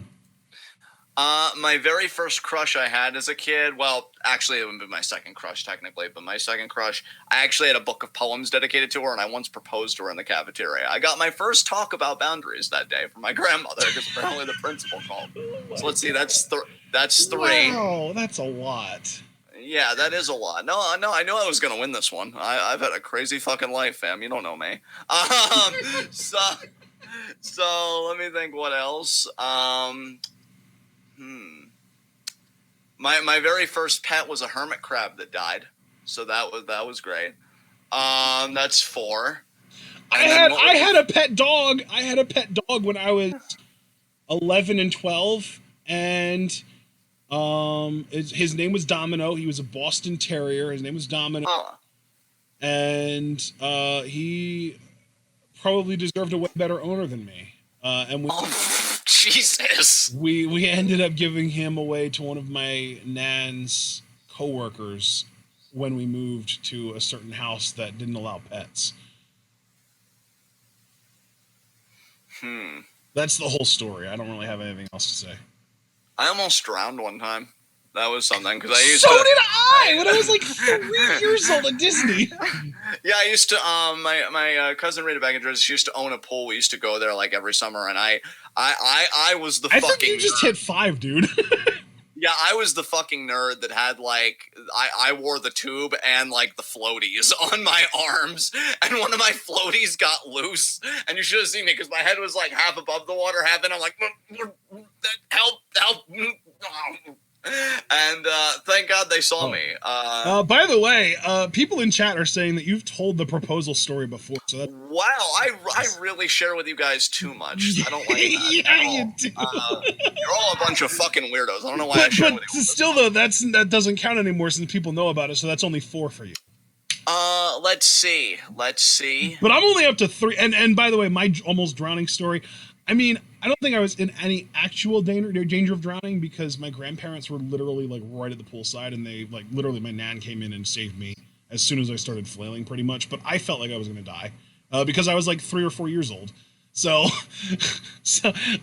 I didn't really know how to swim yet, and anytime I went into any kind of body of water, I always had the arm floaties. and I jumped into a pool without my arm floaters on, and I didn't know how to swim, and I was fucking freaking out because I wasn't just floating, and so I was just kind of flailing around, almost, I felt like I was dying, and then my nan came in and grabbed me and saved me, and I was fine. Floaty fam unite. Let's see. Oh, remember once I won my first stuffed animal and my most prized one that I gave to a relationship that didn't work out because I'm known for making great life choices. I had a carnival when I was a child. It was named Wolfie. It was a stuffed wolf. I loved him so much. So, yeah, I used to have a stuffed wolf that I'd sleep with. I remember, too, I think I was like, I don't know, 12 or 13. Like, I found him in, like, this container. Because at first, like, I didn't sleep with him when I first won it. But then just randomly, I looked through, I found it, and I hugged it real tight, and I just slept with it for years since. It was almost like a security blanket for me. So, yeah. Aww. Yeah. So that's 5. Now I have 2 more to tell. Holy shit. Jackie wants to know what my favorite color is. This might actually surprise some people. My favorite color is purple. Oh, nice. But it's not just any purple, because there are some purples that I don't like that much. Like lavender, I'm okay with not, I'm not the biggest fan of lavender, or like lighter color purples. Give me like a really dark, deep, rich purple. Okay, well then Royal purple's too bright. I don't want it to be that bright. It's got to be dark. Okay, but here's something that I think, now knowing this revelation, the necessary follow-up question is, were you a fan of the movie? I don't understand the question. I'm sorry. The color purple, the movie. I've never seen it. I'm sorry. Oh, wow. I don't think I've seen it either. I just kind of wanted to call you out. I thought you'd have a different reaction, but I mean, it's you, so I think my standards were too high there. Apologies. So that's 4, I guess. Number 5, I might have told this before, so call me out if I have. The first concert that I ever went to was an NSYNC concert when I was like 8 years old. Did they sing "I Want It That Way" or was that Backstreet Boys? I don't remember. Because I was gonna say "So You Wanted It That Way," but I don't know if it would have worked. So I don't remember. I think that was actually the Backstreet Boys. I could never really. Yeah, that was Backstreet Boys. That was Backstreet Boys. Okay, yeah, I could never really tell them apart, so I'm just gonna set this one out. But okay.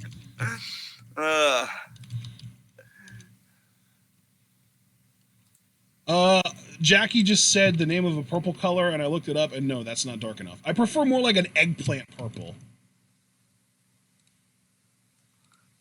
Okay. Alex Welcher coming in, that was Backstreet. Yes. I know my boy bands. I could actually keep going now that we're talking about like childhoods, because when I was a kid, some of my favorite bands were NSYNC, the Backstreet Boys, the Spice Girls, Savage Garden, and Shania Twain. Nice. Oh man. Oh, and Creed. I fucking loved Creed when I was younger. So your arms were wide open? Oh yeah, they were so yeah, but we're talking about before Arms Wide Open was even a thing. I was a fan of Creed when he was still in like My Own Prison and shit like that. Like that was when I was, and I obviously still follow them when they did like Arms Wide Open and what was the 6 Feet from the Edge or whatever it was. Oh yeah, maybe 6 feet ain't so far down. I gotta tell you, as a fan of Creed, like in my younger years, that was probably like my first emo adjacent like music experience, because I had like, say, you guys all know my childhood. Creed is a Christian rock band. Yeah, I know, and it's like I'm just hearing that. And I'm just like, yeah, I've been through some shit. Creed gets it. It's just, yeah. Creed understands me. So, yeah, it's kind of where I was at. Foster, that's amazing. Foster just said he got hit on by an older woman at a Justin Timberlake concert in front of his parents. That's legendary. Oh, nice. That's something game, Foster. See, I'm telling you, that hair makes... I was going to say, so did you get laid? Oh, damn. No, yeah, he's gonna be like, I was 11. And then, well,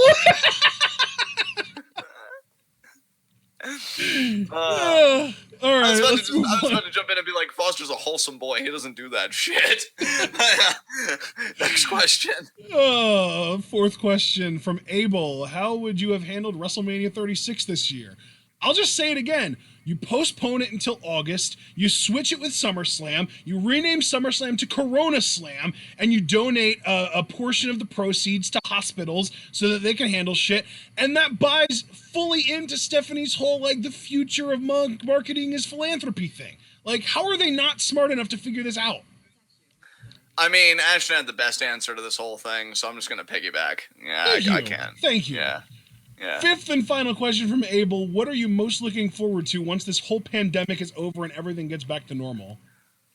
Honestly, just not having anxiety, because I've always been an introvert, so it's not like I'm about to go outside. Fuck that. Yeah, dude, you're also not about to just not have anxiety.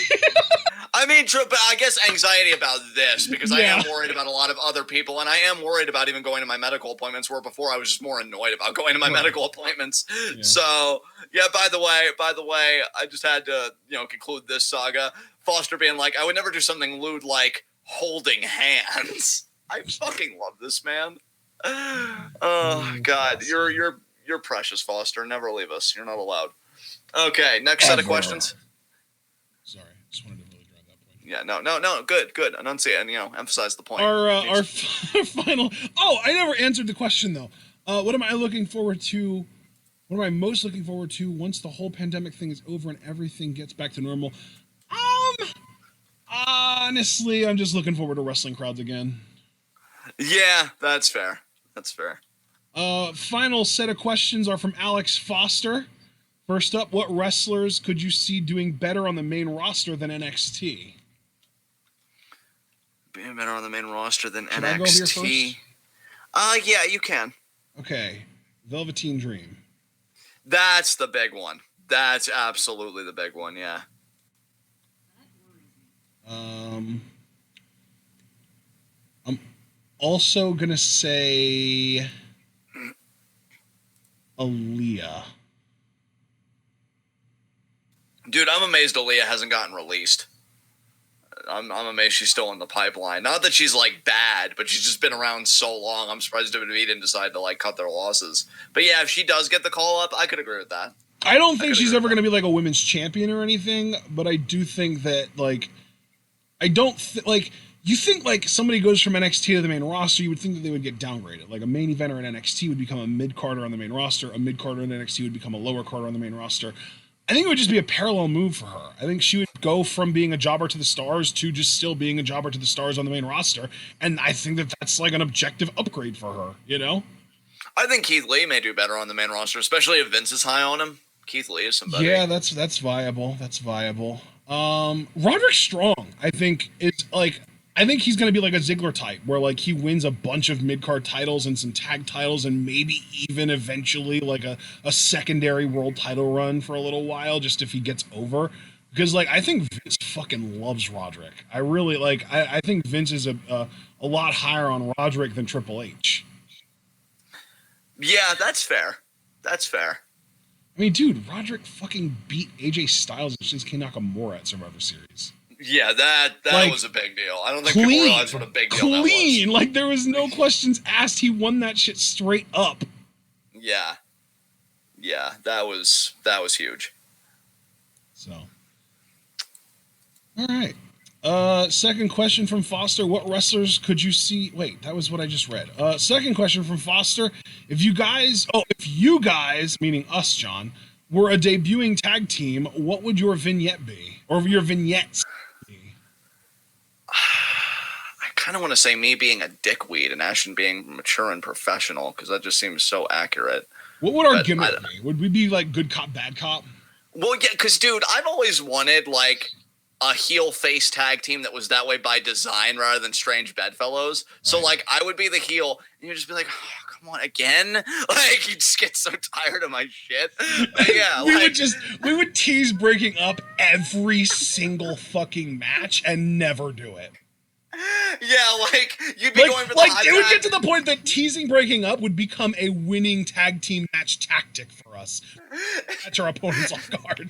Exactly, because I could just picture one match, you're going for the hot tag spot, and I just drop down from the apron, and I just laugh in your face, and it's just being like, and then you're able to fend them off, and then I steal the tag, and Dude, then we just I start genuinely, I don't care who the performers are. If this gimmick ever actually happened, the babyface would get more over than anyone else in the company.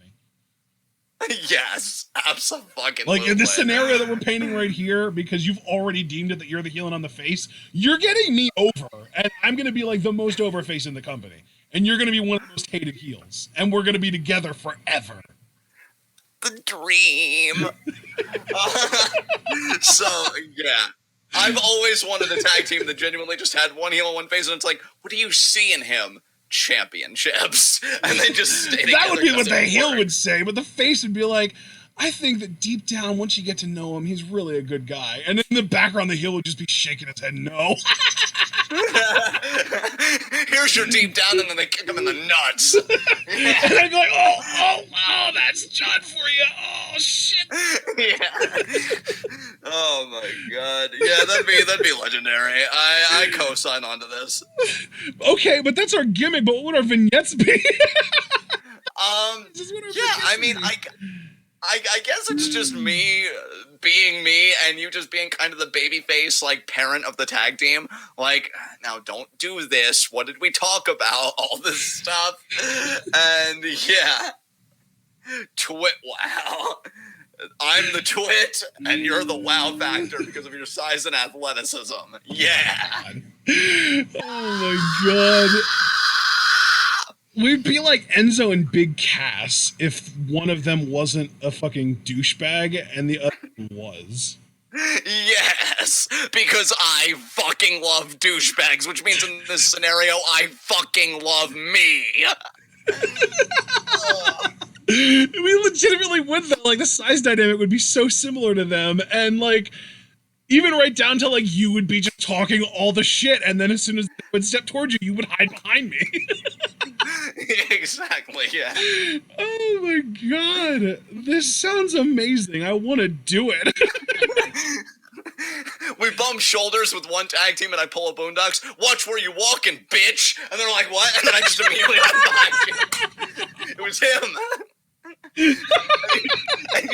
And you just take that sigh. Because, like, it's so funny because, like, I almost feel like I don't want to get too serious with the gimmick, but you talked about how the babyface sees the good in the heel, and I do appreciate that. But I feel like it should be mutual. Like, it should be mutual tension. One trying to drag the other down or pull the other one up. Because it's like, you see the good in me, but, like, I just want you to snap. And it's like just that one bad day kind of Joker mentality. Yeah, dude, I'd love that shit. Oh, man. Oh, my God. This, I want all of this to happen. This is so good. Dude, I've wanted... Your ideas for this character, this heel character, I almost feel like you have too many to be reasonable. Like, you're like a bottomless pit of ideas of how to be a douchebag to people. I just fucking love being an asshole to others without consequence. Like, that really is where I'm my father's son. Like, I understand the appeal to be just a fucking asshole to people. I've honestly wondered if I could do life over again, would I be as nice as I am? No. Like, I would fucking asshole to everybody. Like, yes. Fart in that. Based on your stories, you already were an asshole to everyone in high school. I mean, but not enough. Like, if I tell you, if I was able-bodied, one person would have sucked the fart from my ass. Guaranteed. Guaranteed. There is just something so delicious about being an utter shitbag. Like, yes. I have so many ideas to be a heel because I would just love inflicting that much suffering on people without consequence. Don't buy my merch. Your kid's already crying. Have fun not sleeping tonight, fuckwad. Yeah, like, let's do it. Greatest heel gimmick of all time. Oh my God. Dude, we're talking about like an entire movement of fans that want me to leave you. Dude, and then I would fuck the yes movement. We're talking about the leave him. Oh God. And then see, like, the louder they get, the worse I get. Because then you would start talking to me about stuff, like wanting to make it work, and I would just fucking gaslight you at every turn. And you'd be like, I didn't appreciate when you kicked me in the balls in our tag title match. I didn't kick you in the balls. You ball tapped yourself.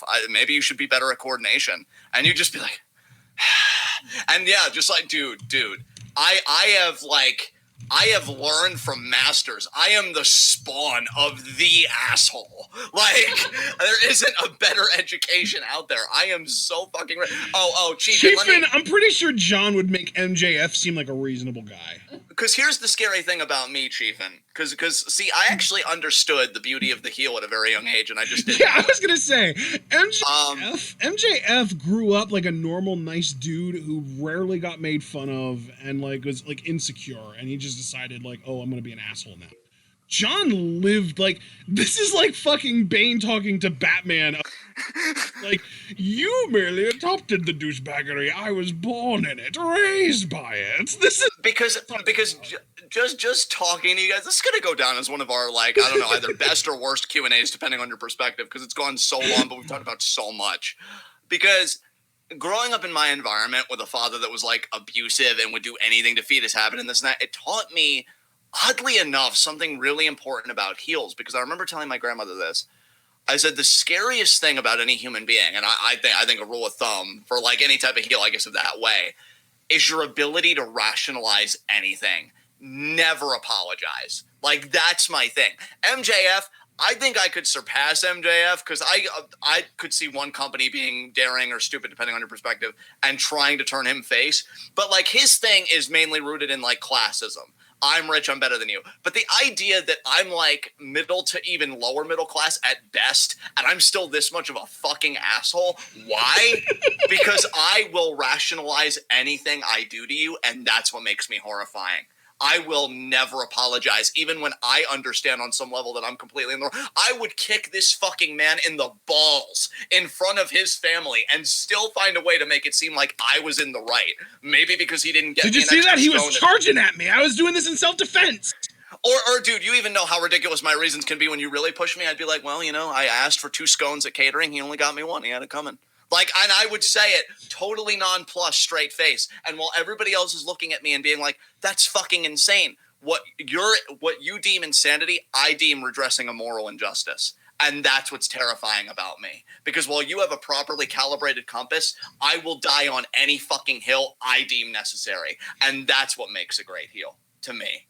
And that's why this team would work. Because while Ashton's a functioning guy and an athletic guy and he's getting the pops, I am so, like, base and I am so fucking putrid and awful that even the most minute transgression, even things that aren't even a transgression, I will make an issue of just to make him feel unsafe. Yeah, and that's like, what imagine if the heavy machinery guys did a fusion dance. That's what you get when you get me. Although I'm closer to height to Tucker. So basically, just imagine Tucker Knight, Otis's tag team partner. Imagine him teaming up with MJF.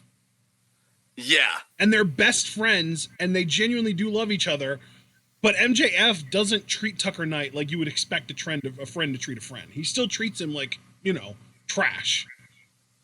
Exactly. Yeah, dude, this dynamic could be fucking legendary. Do you mind though, dude? We normally don't do this, but just Alex actually reported to me, and this is coming out of Fightful, which I'm willing to take as credible. Can I share? Oh, some are we talking about news? the Roman thing? Yeah, Roman Reigns out of WrestleMania. Yeah. It's a precautionary measure because he's immunocompromised from the leukemia stuff. So what are they going to do now, I wonder? I really want. They probably already taped the shit. Yeah, that's true. Man, shit's crazy, man. Yeah, but it's pretty crazy. Next question from Foster. We still never really talked about vignettes, but whatever. An MVP stable if it actually happens.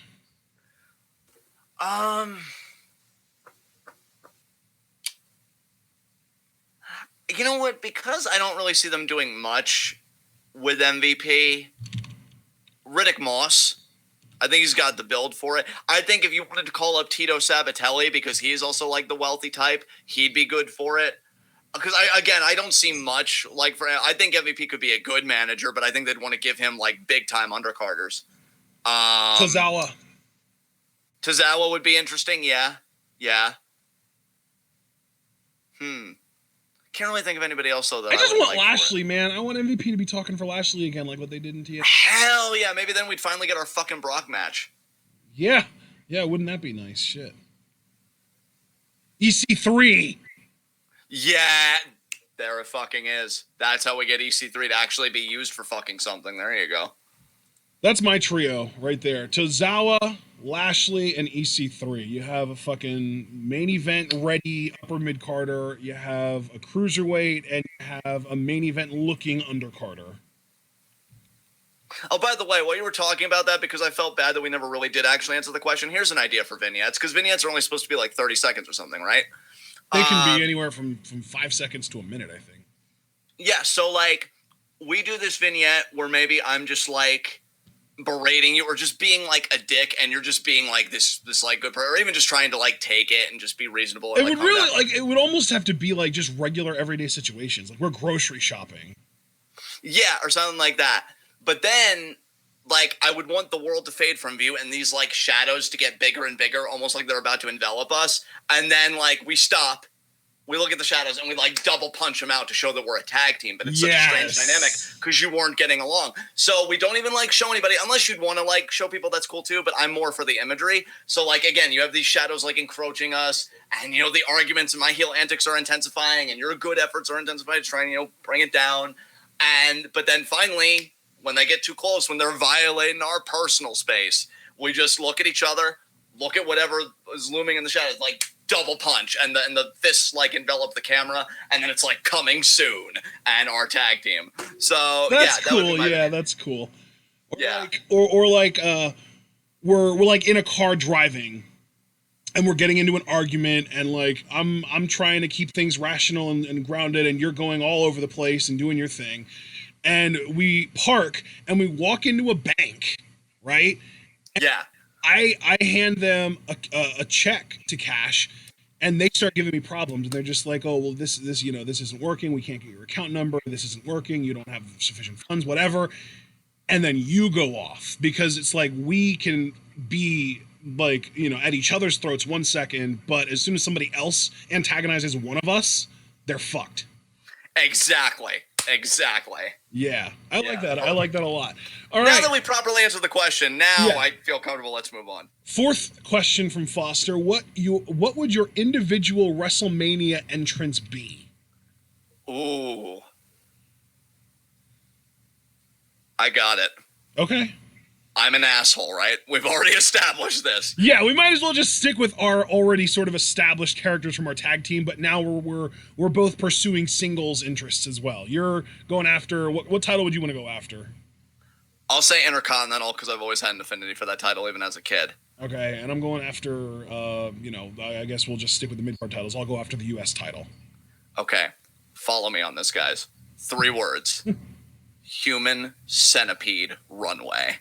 Ass to mouth, total bridge down the ramp, and I'm using their backs as stepping stones as I'm crutching along down the ramp, not giving a fuck what spinal damage I'm doing. That's my fucking entrance. Human centipede runway, mouth to anus excellence, WrestleMania. Perfect. Fucking killed it. Fucking killed it. Fucking killed it again. I'm the greatest heel of all time. Suck my dick, please. Single file. Yeah.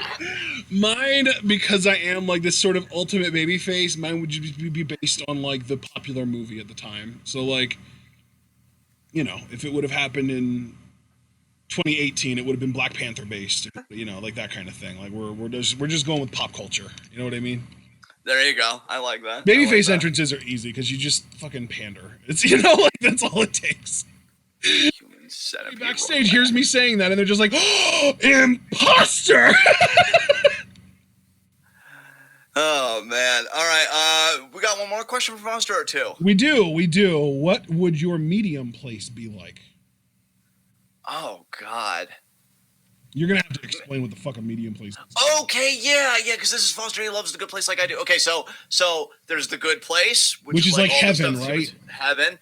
Bad place is where torture. So medium place isn't really good or isn't really bad. It's just kind of there. So I would just say an apartment unit with amenities. We're fucking living it right now, right? I mean, maybe we're closer to the bad place than the good place right now, but still. Yeah, I would just say like functional housing, maybe basic cable, so it's not too good. And yeah. Oh, apparently, Mark, since you opened this, I have to know: was your mom a fan of me before this? Or like where are we with that? I want to know where we are with that. But yeah, maybe just a nice house, but basic cable. So you kind of like balance the scales. Yeah, I think I'll just stop there. Yeah, maybe. Yeah.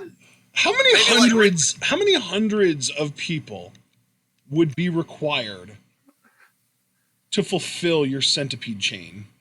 Oh God. Down a WrestleMania ramp. I mean, their lives are worthless and belong to me anyway, so God enough. damn it. I'm asking you a question. This isn't the bit. This isn't the bit. No, sir, you don't understand. Before you freaked out, okay, your moral compass over here, I answered you and I said enough. Like however many would be But needed. I didn't ask how many. I said how many hundreds. You have to give an actual number, goddammit. I mean, 300, even if it's a bit excessive, I'm not the one eating shit. It's not my problem. Well, and plus, that you would almost have to have like 3 or 4 columns of people, because you would, at the very minimum, it would be 3, because then you have one in the middle for your feet to walk on, and one on each side for each crutch, right? Oh, and I realized too, because just to kind of backtrack, and really you can blame yourself for this since you opened this issue. I wouldn't want entrance music. I would want them all to like eat cuttlefish and asparagus, and then when I'm stepping on their back, like that just triggers the sound of that. Yeah, just like all of that. It's them shitting in each other's mouths is my theme music for WrestleMania. That and the booze that would be rained upon you. Exactly, the booze and the shitting of the activation of the human centipede kind of centipede thing. Yeah, greatest WrestleMania entrance in history. $1 Million Man looks like Mother Teresa compared. Well, actually, Mother Teresa was a piece of shit too. So he just looks like a saint compared to me. We'll just put it that way. So would you just do 2 columns? Like, would you be able to like foot and crutch on one person's back, and then like left foot and crutch on another person's back, or would you need like a separate row for your feet and then one for each of your crutches, or would you want to have a separate row for each crutch and a separate row for each foot as you walk? Yes. But I also think that you mentioning all those options, just because I'm so extra and I'm really having fun with this question, I would want to have like a sign explode in the background, and like it unfurls and the text says accessibility you can believe in. Yeah, baby. Yes, amazing. I killed it. This is my favorite answer to any Q&A question. Yes, amazing. The fucking human centipede WrestleMania entrance.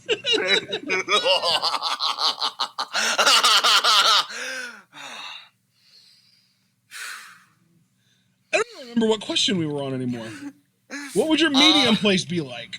So like, is a medium place supposed to be happy, or are you supposed? It's really just supposed to be neutral, dude. Like, think neutral. So like, how to be neutral? Like, I feel like I would be neutral right now if I wasn't so fucking poor.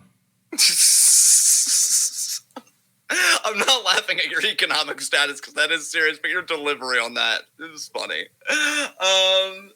I mean, in the show, but also, like, if I had enough money to not be miserable from being so fucking poor, I would be happy. And I feel like that's too far in the other direction, right? Yeah. I don't know how you would do neutral, like, in an afterlife for people. I mean, I thought the show handled it pretty well, but... Because, like, I'm, like, right now, my current status is happy until money becomes an issue, which is, like, monthly, right? Yeah. But then, like, if I had enough money that it wasn't an issue monthly, I would just be happy all the time. And that sounds closer to a happy place or a good place than a neutral place or a medium place. Yeah, I really can't help you because I'm like rubbing my pants hardcore from that second question, so you're kind of on your own. Okay, I'll say this. A studio apartment that I can afford, but just barely. With fucking bed sheets as curtains separating rooms. There you go. Yeah, because that's like inconvenient enough that I'm not super duper happy all the time, but also I have my own place, so I'm pretty fucking happy. Yeah, there you go. I like that. Yeah. All right, and that was our last question for Q&A this month, and it only took us 3.5 hours to get through all of them. You know what? For that last set of questions, I feel reborn after that. Holy shit. I think I've discovered my purpose. to be evil the whole time. Oh, man. Thanks, Foster. You really set me straight. All right, well, that was Q&A, everybody. Let's see when the next one's going to be while I'm constructing my human centipede runway. Oh, my God. It will be April 30th. It'll be April 30th. If so we're all still alive by then. I mean, I probably won't be. I'll probably catch it when I go out for my appointment, and then you'll just have to find a new co-host, but I'm sure it'll be okay. Are you immunocompromised? Is that what your MS is? No. Yeah, no, I don't think CP would. I do worry, though, because they say people with high blood pressure are also at a higher risk group. And my blood pressure kind of varies. I don't think I've been medically classified as high, though. It's just like borderline high. So that's... I kind of gave a $2 super chat. Have some cash for that messed up imagery you gave. I mean, I thought I gave the performance of a lifetime, personally. Like, honestly, why haven't they had me on This might go WrestleMania? down in history as your personal best Q&A of all time, because not only did you have that moment, but also you went on like 3 completely different rants tonight that lasted a solid like 15-20 minutes each that were pretty legendary. I missed my calling as a senator because I would filibuster my fucking balls off. So I mean, just to be clear, if you were in character as this wrestling character, you would have been the one guy filibustering the bill that just got passed. Yeah. Oh, man. No, those unemployed lazy fucks don't deserve any money, you pieces of shit. Oh, dude, I could just picture one like interview, like who's fucking working? Because I always say, Kayla, right, still working, Kayla Braxton. So she'd be like, oh yeah, the interviewer, yeah. You immediately thought of Kathy Kelly, but she's not there anymore, right? No, well, I knew Kathy was gone. I just always like Dasha's the one I always get confused. Yeah, Charlie is like the more used one, but yeah, Kayla's. Sure. But yeah, Kayla would be like, well, John, who are your favorite people? Well, Kayla, I mean, if Citizens United is to be believed, corporations. So... I get it, man. Would you have the balls, though, knowing that you're playing a heel character, to say on national television that you really admired Hitler and Stalin? No. I honestly, and like, so that's where you draw the line, okay. I have limits, yeah. Like, because that, even as a bit, like, you have to know when to call it. I'm not that extra. Right. Even the bits sometimes I do on here, like attacking old people and stuff, I'd have to be really careful doing it on a bigger platform, and I'd probably feel differently. Like, I feel comfortable enough with you guys that I pretty much just told you my human centipede runway fantasy. So, you know, but there definitely always has to be a line. But here's my thing. If you can't make a beautiful portrait within the lines, then you're just a shit heel. Like if your idea of getting heat is, I have to go outside the line, then you suck at what you do. Like, you've just got to stay, like, you know, in those boundaries. I wouldn't need to invoke Hitler or Stalin to get heat, because I would probably be so... Because you would get fucking Alfred Hitchcock heat. Exactly. Yeah, exactly. You would be just, like, dangling, you know? You would be just, like, dangling that heat fucking dollar over everyone's heads. Oh, yeah, I'd be, you know, never mind. But, okay, guys. Were you about to make a dick joke? I was. I'd be dangling something warm over everybody. But yeah. April 30th, guys, will be our next Q&A if we're all still alive by then. So I'll be sure to swap out the pinned tweets. 3 questions for every non-Patreon donor. If you do donate to the Patreon just for Q&A, it's only $1 for Q&A, $3 for Discord. Then you get 5 questions. So be sure to get them in. YouTube, Twitter, Facebook, Discord. Just said Discord's $3. You still have time too, guys. There's 5 days left in this month. If you want to get on the Discord for April, we know Craig was our latest member to join. I think it's been working out well for him. I've kind of he's been really active in the Discord. It's been nice seeing him around. Absolutely. I know I've kind of slowed down a bit in the Discord. I'm hoping to like get back in the swing of things. But yeah, guys, I think it's a great investment. It's a nice, intimate group of people. I've really enjoyed being there. Personally, I've enjoyed being there more than like, you know, just like other social media platforms, just because of how cozy and intimate it is. So yeah, it's only $3. Get in on it. Ashton, we agreed, right? Tomorrow at 5? Yep. Stardom Cinderella tournament. So yeah, guys, we're back on Stardom finally.